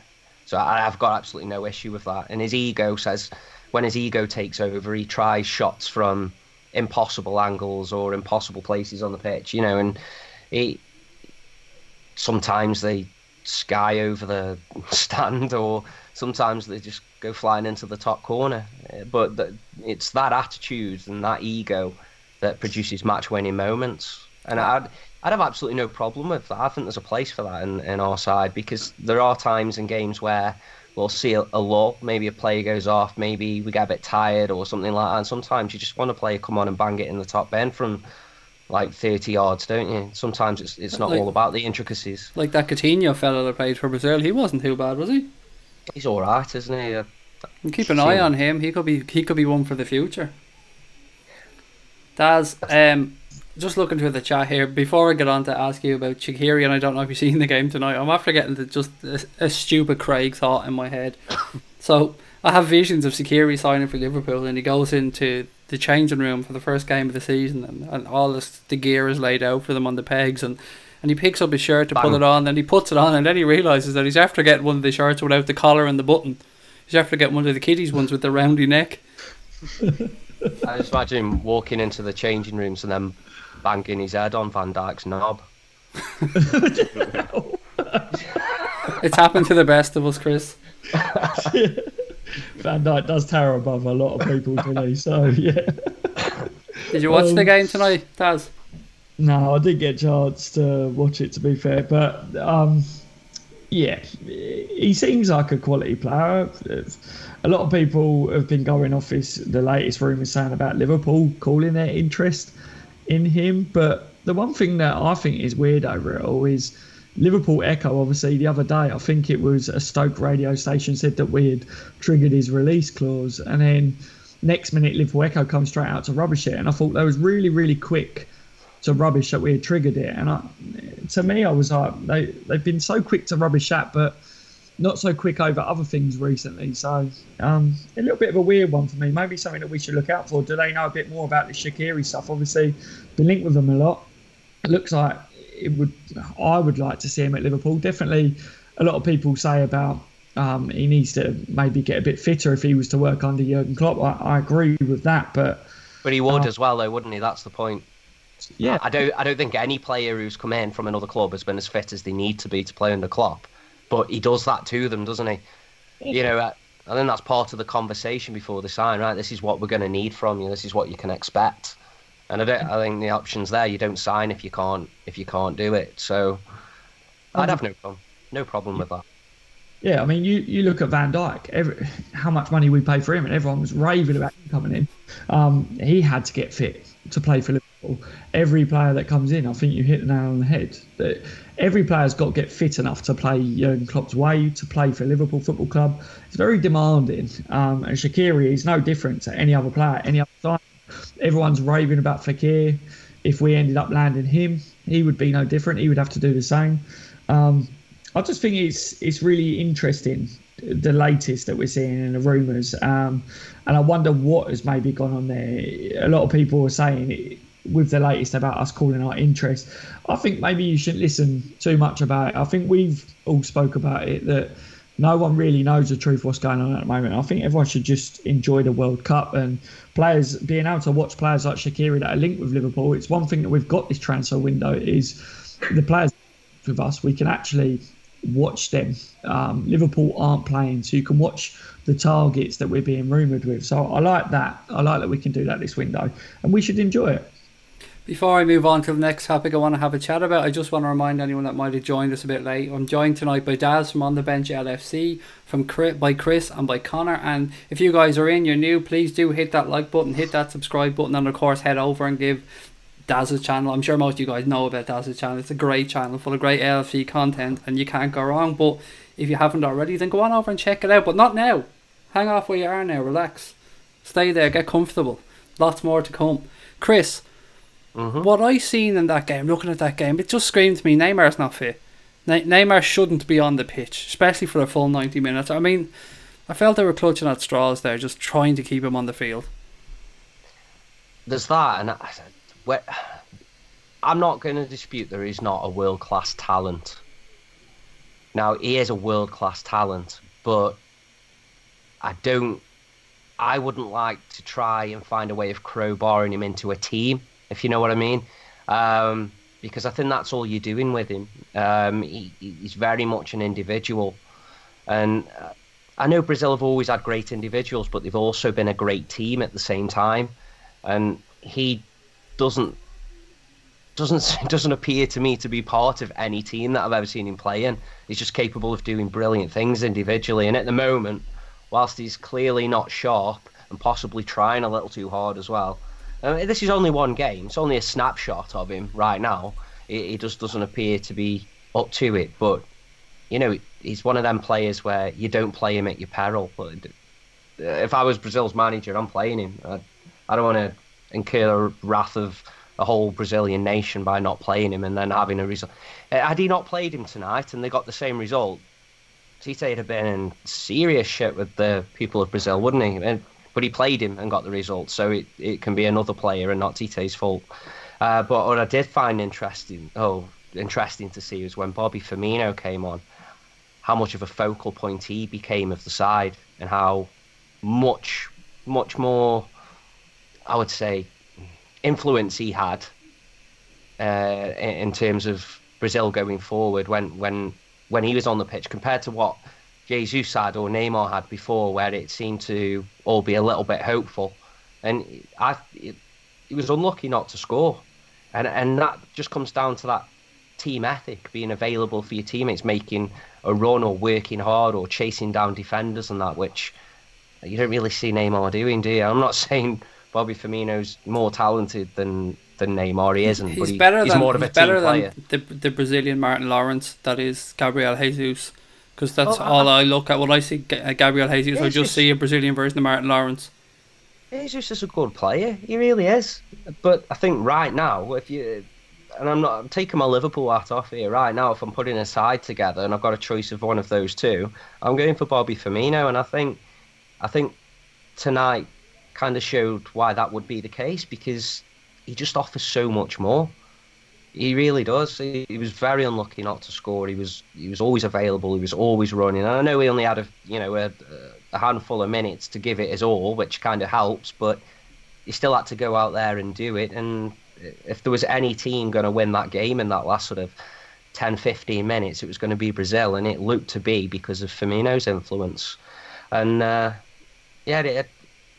say I would hope from Brazil's point of view and from Firmino's point of view that he'd start the next game. I think they need him in the side. I think he offers them something that none of the other players do. And Connor, what's your thoughts on the well, I suppose we spoke about this a little bit the other night, Connor, but in the Gabriel Jesus versus Firmino role for that Brazilian team, who do you think fits it better? Yeah, I think Firmino is obviously the better choice. Like Chris said, he gives just a focal point to that attack. And even aside from that, I think if Brazil are chasing the game in the last few minutes, I think someone like Jesus will be a better player to bring on rather than Bobby with his pace for the last few minutes. And he just offers something else to him. But you can't really compare Jesus and Firmino, because Firmino's just a bit of everything, isn't he? Like, he's a clinical finisher, the high press, he just brings everyone together, he makes space for the wingers, lets Neymar come inside more, gives more room to play into. It just baffles me how Jesus starts ahead of him in that team. I don't understand it at all. The class act for me on that pitch tonight looked like Coutinho, I have to say. If I'm being honest, he looked to be the one that linked everything, that tried to move play quicker. And Neymar, Connor, I just thought was trying too hard. It did seem that way at times, yeah. There was talk that he wasn't 100% for the game, but like you said, they weren't ever going to leave him out because of the backlash they get. And Switzerland did kick lumps out of him as well, to be fair. Yeah, they seem to every 5 minutes getting the legs chopped out from under him. But yeah, he did look a bit off his best tonight. There was a few bright moments, but in general, yeah, he didn't exactly light the world on fire. Daz, bringing it back to Liverpool, something happened yesterday, and I haven't had a chance to chat to you since then, buddy. Ryan Brewster seems to have agreed his first professional contract with Liverpool Football Club. What's your take on that, mate? I think it's brilliant news. For a while now, I've been saying I hope that Liverpool could get him to sign that professional contract. I think he's definitely talented. I think he's got a bright future ahead of him. One of the main things that I've been saying recently is that Liverpool need to be winning titles and they need to be getting in key signings. But at the same time, I hope that we don't forget about the youth players. And I think that we've got a really good manager at trying to balance that. He can go into the transfer market and sign the top quality players. He can also find players like Robertson that people may not look at as being a top player, but we know how those sort of signings have turned out under Klopp. And then you look at the players like Brewster, you've got Wilson, Woodburn.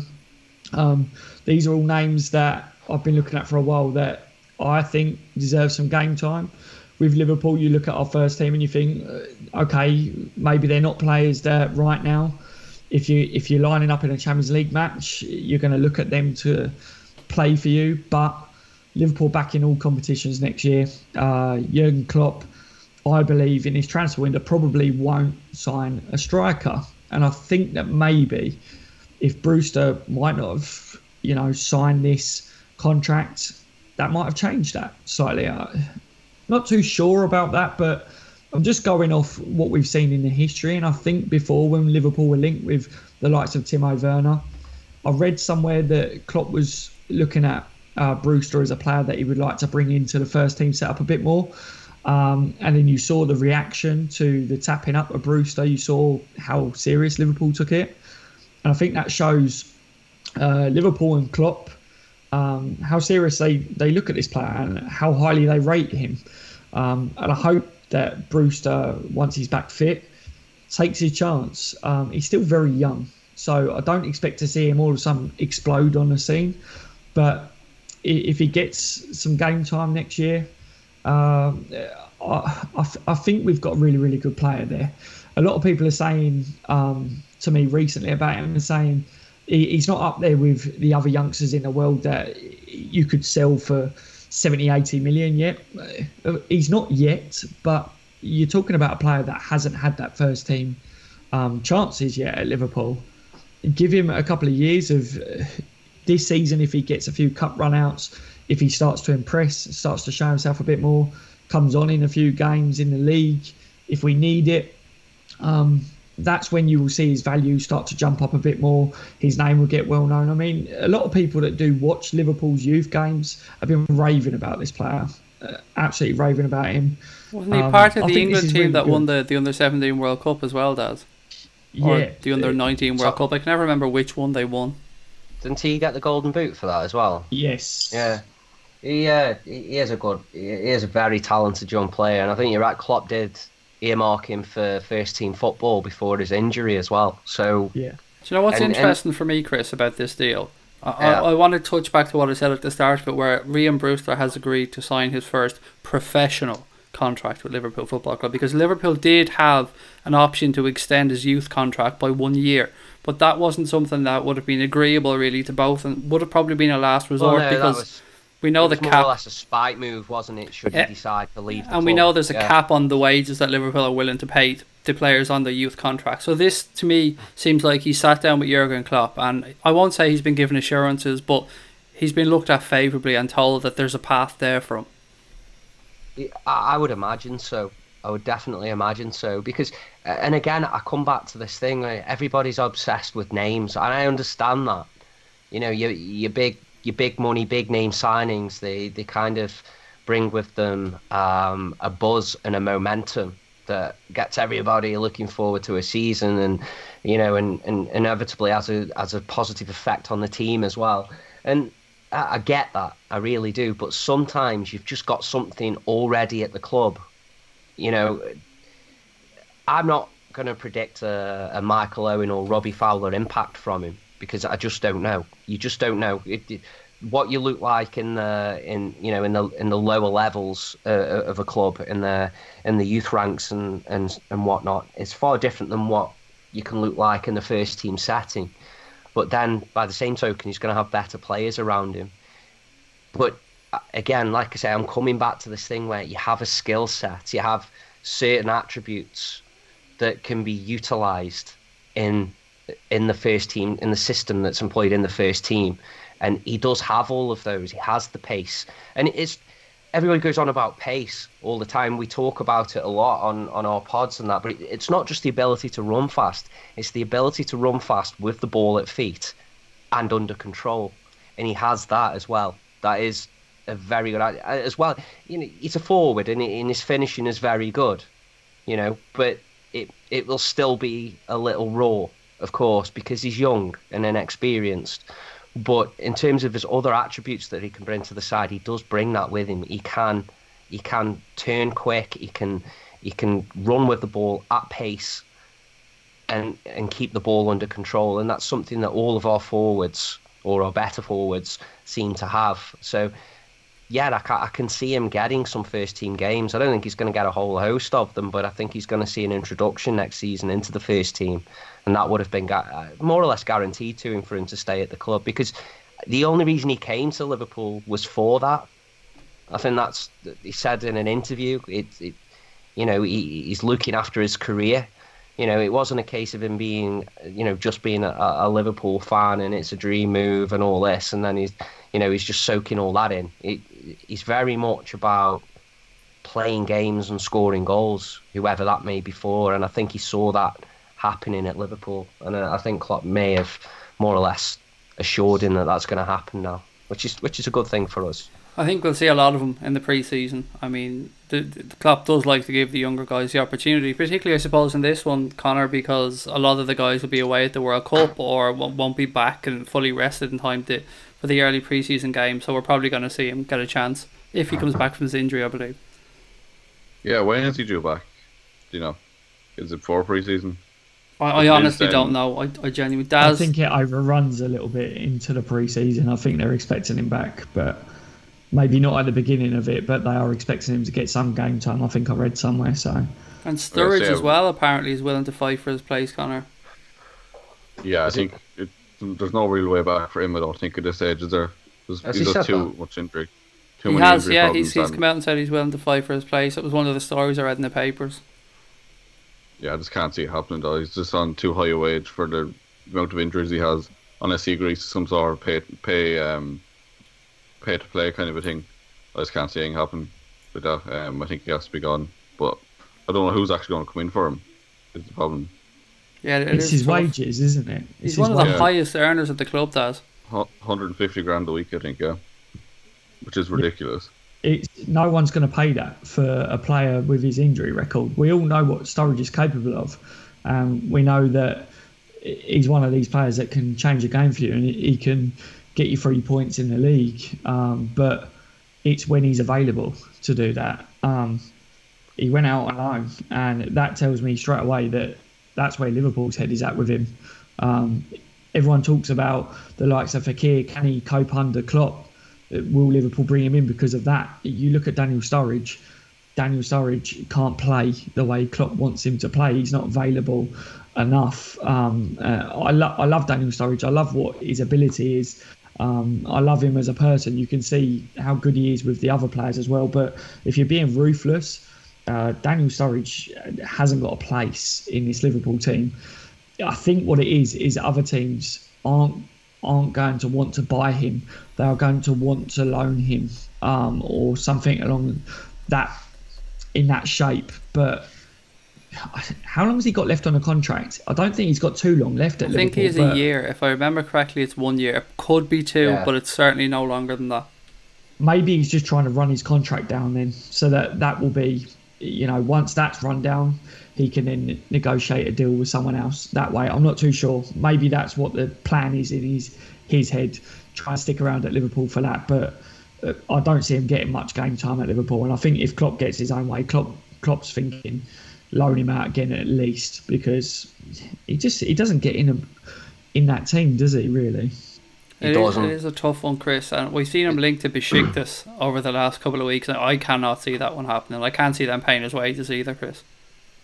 I doubt they will. I never really felt for a player or felt sorry for a player as much as I do Daniel's stories. It's one of the most heartbreaking stories in football, because he really is world class. He just is. He's just never had the chance to prove it. Just when he was starting to prove it, his injuries started, and it's been frustrating for us, and it's been a major loss for us having him sidelined for as long as he was. But I just feel for him as well, because he had the world in the palm of his hand. He could have been England's greatest ever forward easily. I'm not exaggerating here. He really, really is a world class talent, and it's just a shame for him. He's probably as natural a finisher as Robbie Fowler is, and that's probably the biggest compliment that I could give him. There's that. I mean, take Harry Kane. Such a top goal scorer. His finishing is exemplary. It really is. But the other facets of the game, the pace, the dribbling, the dropping short, feinting, general skills, cross-field passing, things like that, which he doesn't have. Sturridge had. He was just a more complete and I'm saying was like past tense, and that's such a shame because he's not exactly old, is he, Sturridge? It really is heartbreaking. It's such a shame. But no, I can't see him getting back into the first team fold at Liverpool, and I just think I don't think anyone's going to take a risk, certainly on those kind of wages. Would you expect us to have to almost pay him off? I think it's a case of perhaps paying part of his wages while he's on loan somewhere. I mean, who knows? You don't know if they're going to find some kind of place for him at the club. Is there anything to be said for him at the club, Chris? Is there, like, I mean, if he proves some fitness over pre-season, is there anything to be said for him at the club? You can't discount anything. You really can't. But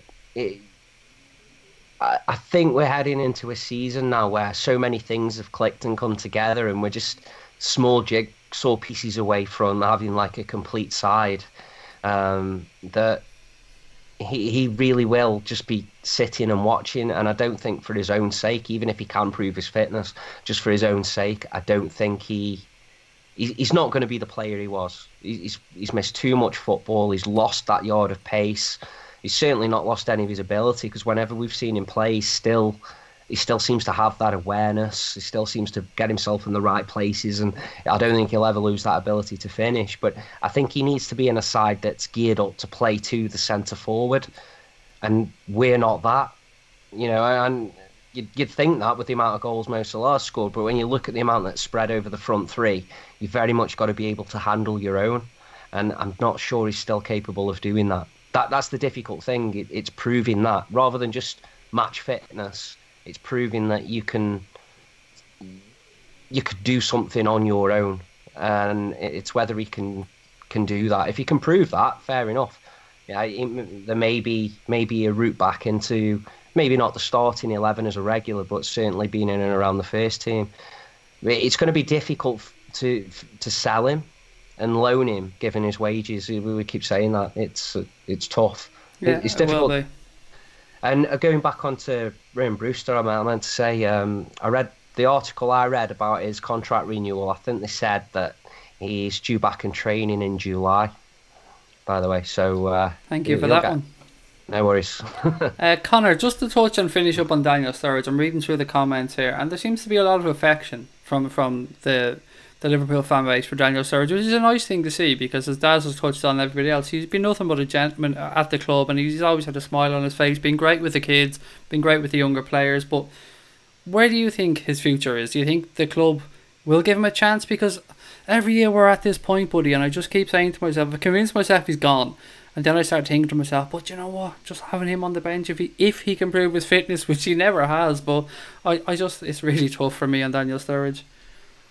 Yeah, I think we will try to move him on at least, but like I said earlier, I just don't know who's going to take him on those wages, so he could end up staying the rest of the contract. I think the fan base do have a lot of love for him. Like, he obviously had that brilliant season up front with Suarez. Like I said, always good for the club, never caused any trouble.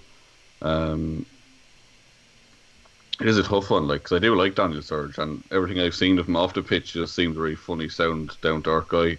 The club should keep him just for the carpool karaoke's and the videos that he makes alone. He must be brilliant to have around the dressing room. Like, the other players must love him being about. And I think you can't really underestimate the need for a player to just, want to play football. And we talk about his wages. I've said it myself and thinking about it. He might just have to and may well accept that he can't earn that kind of money anymore. He's perhaps got to have a rethink and a late start in his career somewhere else. So, make a move where he's going to play first team football. He's going to be the focal point of an attack, and he's going to have to sort of earn his next contract, to get back to the wages that he's used to earning. But he might just want that. So it's not necessarily a case that he won't go because he's going to point blank refuse to earn £1 less than what he's earning now per week. He might well just take a pay cut. It could be that simple, just to resurrect his career and see the last few years. How many years would you say he's got left? Really, 5, something like that. last 5 years of his career just playing football, which is clearly what he's very good at doing. Flatman9 says that he misses the wiggly arms dance, which I think we all do. There was nothing better than seeing him in full flow at that one.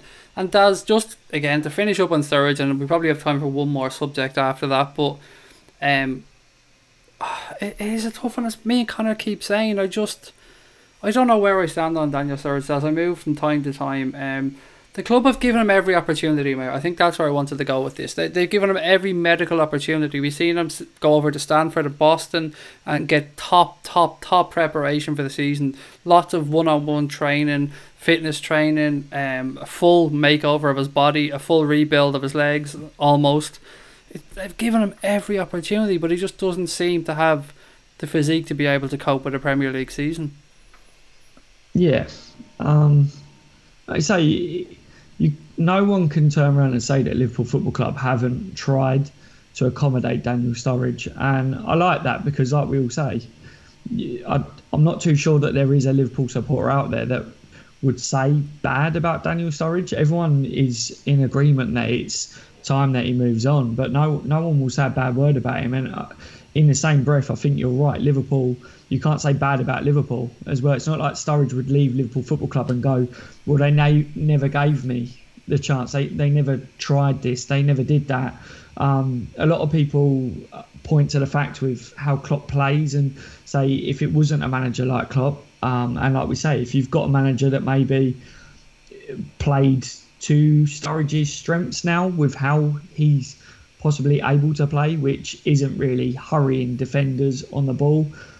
He's lost that yard of pace, as Chris was saying. So he really needs to kind of sit around the box. And I said, he needs to find a team, and maybe he needs to find a league that he can finish out his career. And again, like you guys were saying about, he needs to look at how much money he should be on now as well. All that he needs to look at. And something, as you said, Liverpool, they tried everything.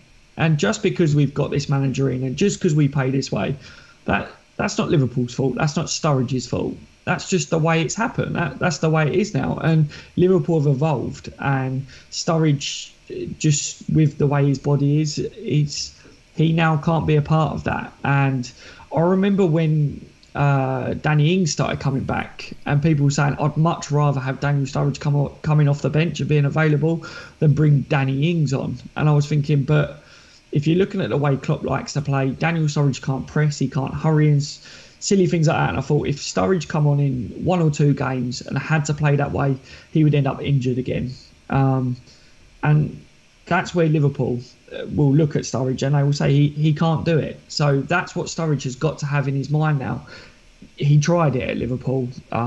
Liverpool have tried their best. It is time to part ways. And I wish him all the best. I really do. I hope there is a league out there. I hope there is a team out there. The one thing that I would say, which is a shame, is if Sturridge was a 6'4", 6'5" player that could stand up in the box and still score with his head loads of goals, it would be a bit different as well. Because I think if you're of that build and you still can just stay up the top, Sturridge used to rely a lot on obviously his finishing and that yard of pace that he could create a chance with his pace and trickery. He's still got the quick feet. It's the pace of getting him behind.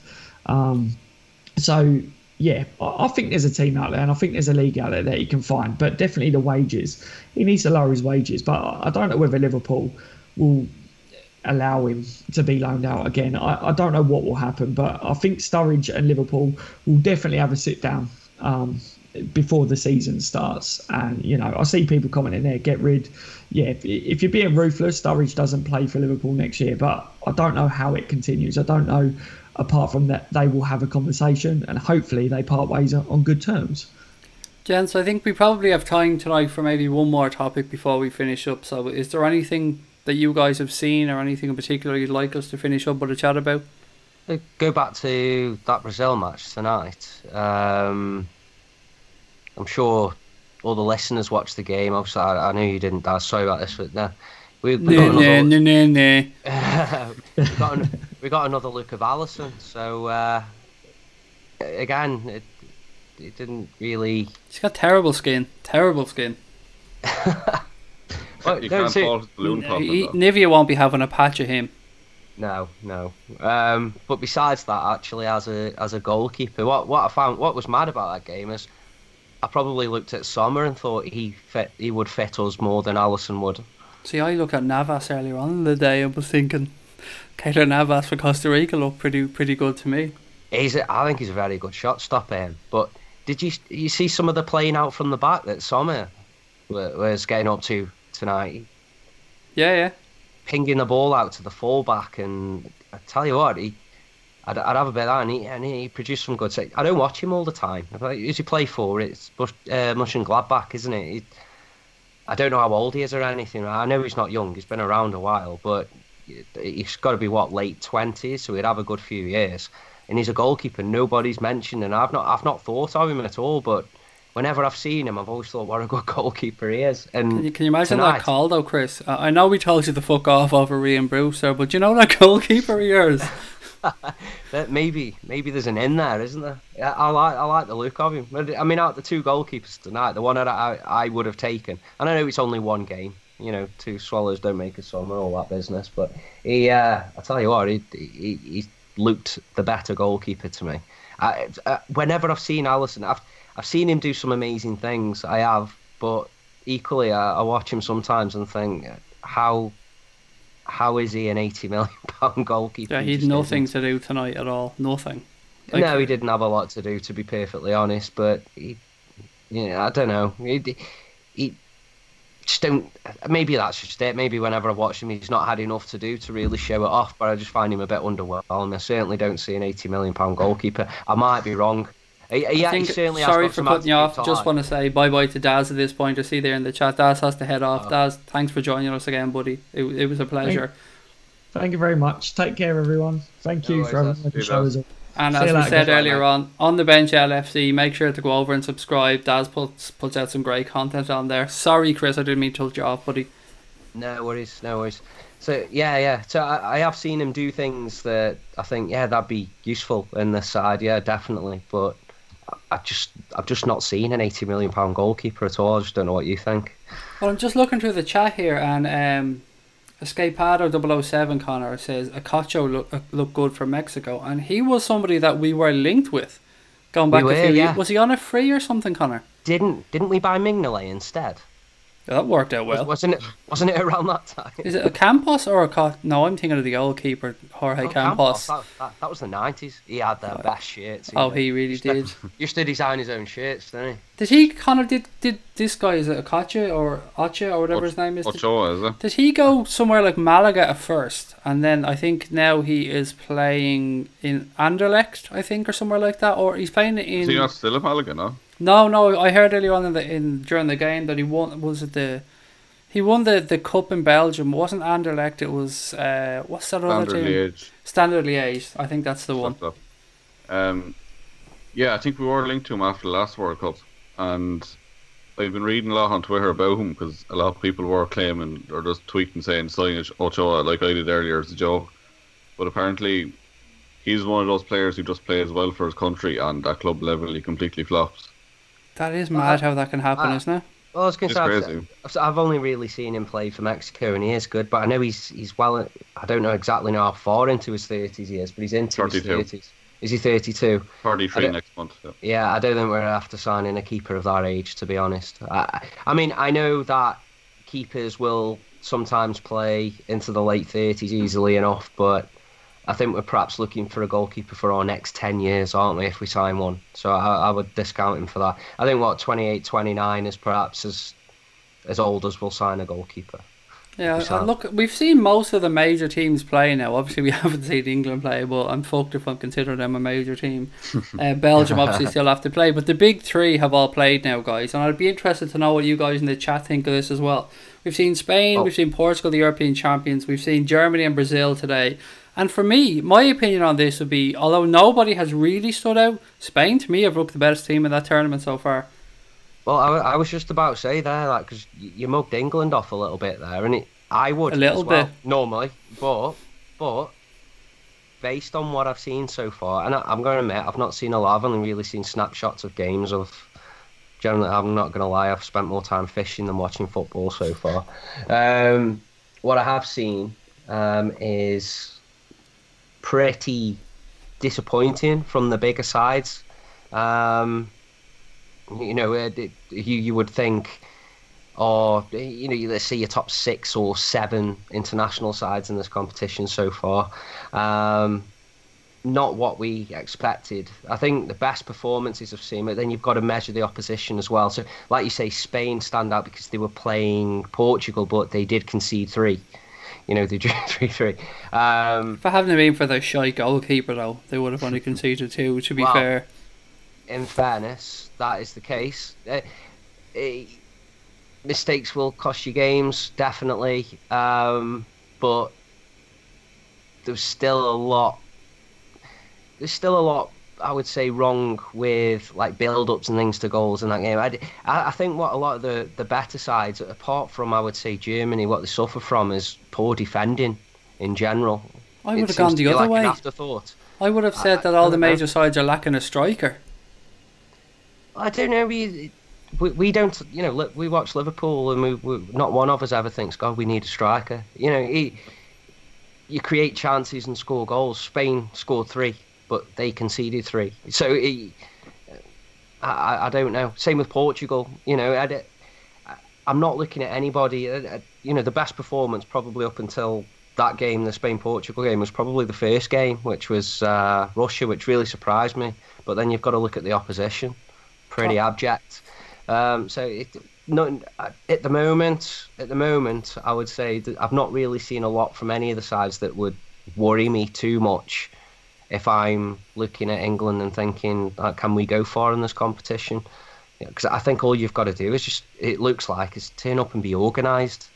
Be at the races. That's all it looks like at the moment. But as you go a few games into the tournament and players and teams finding their feet, things can change a lot. Brazil can spark into gear.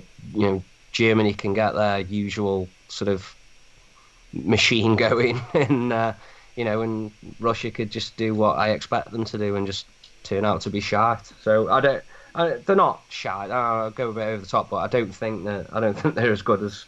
They're not going to be winning another game 5-0. So. What about you, Connor? Who stood out for you during the tournament so far? And we haven't had a 0 draw as well yet, by the way, as far as I remember. Yeah, that's brilliant to see as well. Based on the game so far, if I was to put money on who's going to win, I'd actually be leaning towards Portugal. Interesting. I just feel like, I don't know, I think they have a very good squad, and it's a good shout. Yeah, look at the Euros, the last one they won. Like, no one expected them to win that, and they went on and did it. And I think Ronaldo is kind of a man on a mission now to win his World Cup, as you've seen from the first game, scoring a hat trick. Like how many players score a hat trick in the World Cup at all?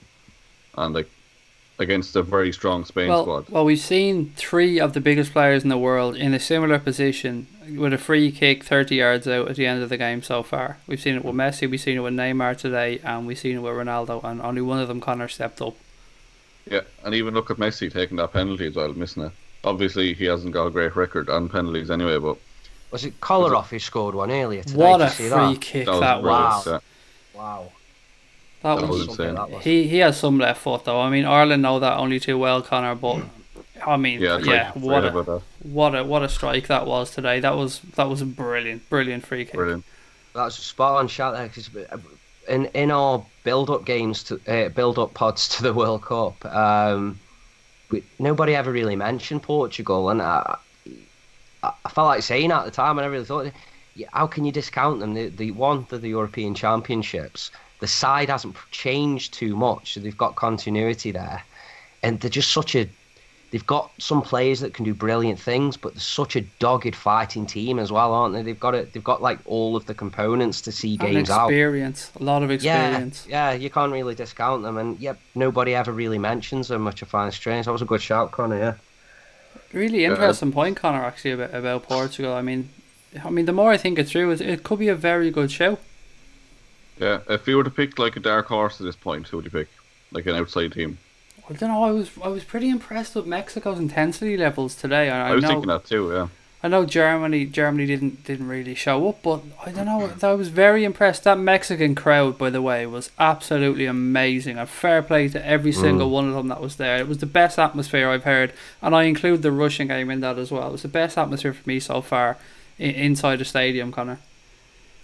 Yeah, they were terrific, weren't they? Yeah, just like I said, that team would just play with such energy, and I'd forgotten how many like decent players they actually had, to be honest. Like Lozano, Hernandez. Lightning quick on a counter attack. Yeah, they really were. Germany was pushing forward so much, so kind of gave them the space to do that. But yeah, Carlos Vela as well. There's so much quick players up front, and Yeah, I thought the only thing they actually struggle with is that final ball. They don't have like someone to Who play else that was like that? pass. There was another team that was like that. That was brilliant getting up to the Peru. 18-yard box. Yes, that was the Peru. And the junior says Nigerian fans are brilliant as well, and they were. But what do you think, Chris? Outsider? Who do you think? Well, I've been banging on about Peru. You have, to be fair, yeah. Let me down a little bit. They were like my dark horse, if you know what I mean. I just expect them just to like light the World Cup up rather than win it.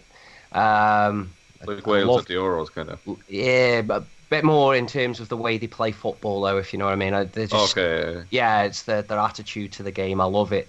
They're like the international version of us in terms of the way they play, if you ask me. I love watching them. But I look around a lot of the squads and I see a lot of good, solid professionals in them. Like Croatia, and they've got little bits of quality in there, lots of workmen in there, lots of experience, and I think that goes a long way in these competitions. You look at Croatia and Serbia, and ourselves, to be honest. I think England have always, they just seem to, more so than in recent years, they seem to have a bit of an identity in the way that they play. And I think that can carry them quite a long way as well. So I think it's really difficult. There's several dark horses, isn't there, in this one, I think. Do you want to hear a crazy stat? Escapado 007 just put in. That was Ronaldo's 51st hat-trick of his career. That's insane. It's a lot of hat-tricks, isn't it, though? He is an exceptional player. I mean, I'll always be like Messi over Ronaldo. It's not like you have to be in one camp or the other. I think they're both exceptional players. I just think Messi's more of a team player, but in terms of just individual brilliance, Ronaldo is quite exceptional, isn't he? He just keeps doing it. But not only has he got brilliance, like a lot of that just goes down.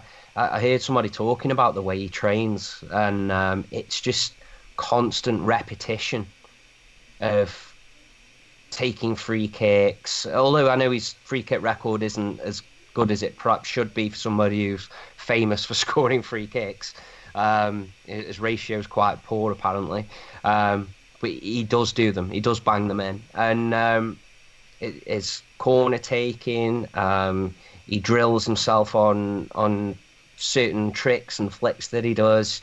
He's just constantly working on things like non-stop, just to be the best. You've got to take your hat off to that, whether you like him or not. You've got to respect that. Yeah, and it's something, Connor, that you've heard anyone that's ever played with Cristiano Ronaldo or managed them say, that he just puts the hours in over and over and over again. I've been very critical of him at times and saying he's too selfish, but he wants to be the best player in the world, and to be the best player in the world, you have to back yourself. You have to be a bit of an asshole, to be fair. You do, yeah. Like, you have to just put all of your effort into it to get to that point. Like, I think the general consensus is that Messi is the more gifted player naturally, but Ronaldo's just pure training, and it's just rammed into him. I'd say he just spends every second of his childhood playing football, and ever since then just been training every day. It was so hard to get to that place and stay up there. Like, how old is he now? 33 or 4, and he's still like in such peak condition. Like how he's reinvented himself as well in terms of his position. He's almost become a striker at this point. Yeah, he's played most of his career on the wing, and now he's taking a more central role, and the output has not really changed. It's still just goals galore. You have to take your hat off to him. It's just... Whereas you kind of get the idea that Messi just wakes up in the morning, puts his slippers on and goes into training in his slippers and pets his giant dog. It's still just fucking brilliant because he's just pure genius. There's a difference in there. You look like Ronaldo's probably like your modern day Stanley Matthews. That's all about hard work and dedication and that, and then like Messi's like your George Best, where he could probably play off cut. I'd rather be George Best. But George Best, Ronnie O'Sullivan. It's two very different types of player, I think. Two more teams. Even though they play in similar positions, but I think we're dead lucky to have them both around at the same time. It's amazing. Two more teams. I know we said we'd finish up on this, but there's two more teams there that I like the look of having a chat about. And the junior says Senegal could be a dark horse. Mane, Sarr, Gay, Koulibaly. And another team for me, and another thing that keeps getting mentioned here, is Belgium. And I know we haven't seen Belgium play yet, Connor, but for me, what's going to let Belgium down is their manager. I've said this time and time again. I don't think when it comes time to adjusting a system or making small tactical changes that Martinez has it in him. No, I don't think he does either. He's not a brilliant manager. I don't know how he even got that job in the first place, to be honest. The choice to leave in England at home, I don't understand that. The Raptors miss his snog George Best when she was 15, by the way. That's brilliant. Belgium, it's a squad made out of brilliant players, but it's not a brilliant team. They just don't seem to gel, and it's like kind of similar to Argentina in a way. Like all these stars up front with Messi, Higuain, Di Maria, all these just don't seem to play that good together, and it's a similar situation with Belgium. So even if they do have the best squad on paper, I just can't see them actually winning it. I'd say they get to maybe the quarters or semis maybe, but I don't see them winning it. It seems like an absolutely mad decision not to take Nangle and Chris. I know the manager may have something against him, he doesn't get on with him, but how can you not bring Nangle to the World Cup? It's madness. Whenever I've seen Nangle, he's impressed me a lot, but I think there's a particular way of playing, like a specific system. I don't think it's just a case of Martinez not liking him. And I think Nangle perhaps just doesn't fit into that. And what you have to bear in mind is, they do have a wealth of talent there, and that's why I don't like referring to them as dark horses, because I think they should be up there as favourites for the competition. They haven't proved it, I understand that, but when you've got that much talent at your disposal, you should be up there with the favourites. You should be up there with Brazil, France, Spain, Germany. We look at those four. Well, Belgium should be number 5. It's like a top 5, if you like. So I don't really like referring to them as dark horses. They should be one of the teams to beat if you're going to go on and win this, without a doubt. They're definitely up there for the award for the shittest jersey, by the way. Them in Spain should be fighting it out for that one. I think it's all right. It's not too bad. But then I don't rate jerseys either way too much anyway. They're just something a team plays in. I'm an absolute hipster when it comes to football shirts. But I'm gonna disagree a little bit on the Martinez thing. I think he is very capable of doing something with this side. I think he really is. I think he has got the tactical. He won an FA Cup with Wigan. Like, that's not easy to do. That's gonna take tactical acumen, going up against sides with far better players than you, right through a knockout competition, which is what this is going to be, and he's clearly got something about him, clearly. I just think he's a good spoofer when he gets into a meeting. I don't know. When you listen to him, he does seem, I don't know, just something about him sort of makes me feel that he knows his shit, but he isn't getting this job for nothing. And I'll point back to that. He won the FA Cup with Wigan. You don't do that unless you're a good manager. Your players haven't done that on their own. That's taken looking at videos of your opposition and working out ways of beating them along the way in one-off games. And that's all you need to do at this level as a manager, because you haven't got them week in, week out on the training pitch. Could Guardiola do with an international side what he does with a club side? Because it's about repetition of passing routines. Could Klopp do at international level what he does At a club side, probably not, because it's about repetition of pressing drills. I think at international level, Chris, the managers that are there a long time for me seem to be the ones that do well. I mean, you look at the Portuguese managers, and he's there quite a while at this moment in time, and I think the Uruguayan manager as well has been there a really long time. Yeah, it does help, but there's probably just as many cases the other way where the managers just come in. But that's buy for buy. I think it's just about getting that group of players through that game in whatever means you see fit. And because I've seen him do it before, because I've seen Martinez do that before with a Wigan side, I think that's proof that he's capable of doing it. And I'm not saying he's the world's greatest manager. Don't get me wrong. I'm not building him up to be, an Alex Ferguson or anything. I just think he is a very capable manager. I think he gets perhaps not as much recognition as being a good manager than he does. I think it's very much a little out of sight, out of mind with us because he's not been in and around the Premier League for a while now. But I think they should be doing a lot better than they are, or than they have. I don't see any reason why they can't do a lot better in this competition. They certainly should. I wouldn't say the dark horses. I think they're one of the favourites because there's that much quality there. Definitely. And Connor, looking at that Germany game today against Mexico, it didn't take long for people to already start screaming that Sané would have given them the option that they needed off the bench today. And it is right. Again, another decision that, as Chris touched on earlier on, in regards to Nainggolan, could be one that's made about what's best for the squad and what's best for the system, but Sané just gives you options. Yeah, well, we're basing that opinion off seeing him from Man City. If you look at his stats playing for Germany, he never really fits into that team. I think he has something like 1 assist and no goals in 23 appearances or something like that. So obviously, just looking at that, you'd say you probably are better off bringing someone like Julian Brandt. Like, we've seen him for the few minutes he came on, he nearly scored that absolute rocket of a shot. His face not annoy anybody else, by the way. He just looks like a smug bastard every time he's on the ball. Looks a bit like a baby face kind of guy, isn't he? He does. He looks a bit odd.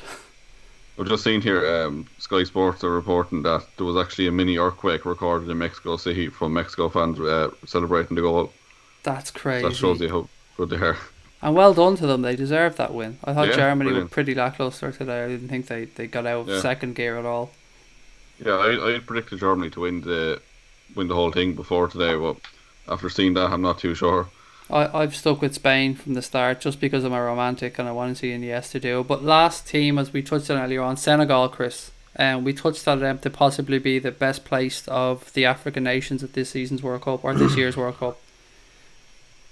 Yeah, I think I gave them a mention in one of the World Cup pods that we did. I know, obviously, I was talking like a bit like I spoke about Peru. It's just their attitude, their outlook on the game. They just don't seem to fear anybody. They've got match winners in the side, not loads, but you look at Mane. We've seen Mane influence games when the team he's playing for isn't particularly playing well. So, if you've got that in your side as well, that helps, and it can help then lift the players around you, lift the crowd, and I think out of the African sides, all the African sides I've seen so far, they certainly do look the more likely to go on and do something if one of them are going to do something. But then I'm just wondering how different Egypt would look with Mo Salah in the side. Big game for them, by the way, against Russia. Big game. Huge game, and I'll come back to say Russia are not a brilliant team. The only worry now is for Egypt is that Russia may have the tails up after that first win. That's a confidence boosting win for them, and obviously being the home nation as well. But Egypt again, Mo Salah's coming back into the side. That I'm not saying Mo Salah's just going to go and score a hat trick and win a game single handedly. What I'm saying is I think he has a positive effect on the players around him, more particularly in an Egypt side than ours as well. And we've seen how we look when he goes off the pitch. I would say has a similar effect with Egypt. He's your talisman. He's who you turn to. And when you've got that player in your side, it gives you hope and a little more belief. And I think coming into the side, I think we might see a different Egypt. But yeah, out the African sides, I mean, we've seen, saw Nigeria. Nigeria looked awful, absolutely awful. And perhaps before the tournament, you would look at Nigeria and perhaps think that they would be the better of the African sides. Far from it, from what I've seen. So I'd say it's a toss-up between Senegal and Egypt for who the better African sides is so far, and I just think that's going to be more easily decided when we see Egypt with Salah in the side. But I'd give Senegal the shout for now. And Connor, for you, what do you think of Senegal? What do you think their chances are progressing in the tournament? Yeah, I think they probably have the best chance of the African teams, like I said. Obviously, Mane up front is going to be a huge player for them. Koulibaly at the back could be a rock, could be instrumental if they are to get through, building on a decent defence. Gay as well, doesn't he play for them? Yeah, sorry, Ghana Gay as well. There's just something about the African teams, just have so much energy and so much, like, I'm not sure if passion is really the right word, but they always really just play out of their skins, don't they? Yeah, I just felt that they always looked a little bit naive at times, some of the African nations in these big competitions. Yeah, I think the European teams tend to have, and South American tend to be more tactically sound, while the... Yeah, a little bit more cultured almost. In general, yeah, the African teams tend to just kind of... I don't even know how to describe it. They bring a physicality though and an athleticism to the tournament that I don't think are matched by many other nations or many other continents. Yeah, this has so much like energy, power in their team. I mean that I think that's the thing as well. I mean, again, like I mentioned in the previous pod, you go back and look at the old Cameroon sides and how they roughed up Italy, and then roughed us up as well. You know, they give you a game when they're up for it. They give you a game because they are, you know, generally they do tend to be big, physical, hard-hitting sides. You're going to be in for a battle, aren't you? But you know, they also seem to have a lot of players with a lot of pace as well, pace and power on the ball. You know, we've already mentioned Mane. I know he's not big, but he's still quite powerful for a small guy. You know, but that Senegal side's full of players with a lot of pace, a lot of power, and flair as well, which amazes me that their managers adopted a more pragmatic approach to the game. I do find that strange because I'm looking at players like Mane, obviously, and then you know Moussa Sow as well. You know, he's a pretty quick flair player. You got Czech Coyote, he's a good player. Keita Balde plays for them as well, doesn't he? And he's quick. Maybe you know, if you look at the sides they're coming up against, the teams that are perhaps going to go at them a little bit, and then they can look to hurt teams on the break. They've definitely got that in the, you know, in the locker, haven't they? Counter-attacking teams to death. You know, that's perhaps something they've got more so than Egypt, and it's something I would have expected to see more from the Nigeria side, which we didn't see. They look very lethargic, but. Yeah, they're definitely a dangerous side. If you leave some space in behind, they've got some very quick, powerful players who can really hurt you. Do you know what, guys? I think we're going to leave it there for tonight. It's been a nice long stream, over 2 hours. So thank you so much to Daz from On the Bench LFC for joining us earlier on, to Connor and to Chris, and as always to you guys out there for keeping up with the chat, for giving us topics to talk about. As we said earlier on, I know most of you guys probably have subscribed at this point, but if you haven't, please do hit that subscribe button, hit the like button, and let other people know about Anfield Agenda, because we're a relatively new channel. All our podcasts, videos, live streams like this will be going right throughout the summer and next season. Enjoy the rest of your week, guys. The weekend's pretty much over, so I'm afraid it's back to work time tomorrow, but we'll be back probably Tuesday, I'd say, with a live stream. Until then, thank you all for watching, and enjoy Monday.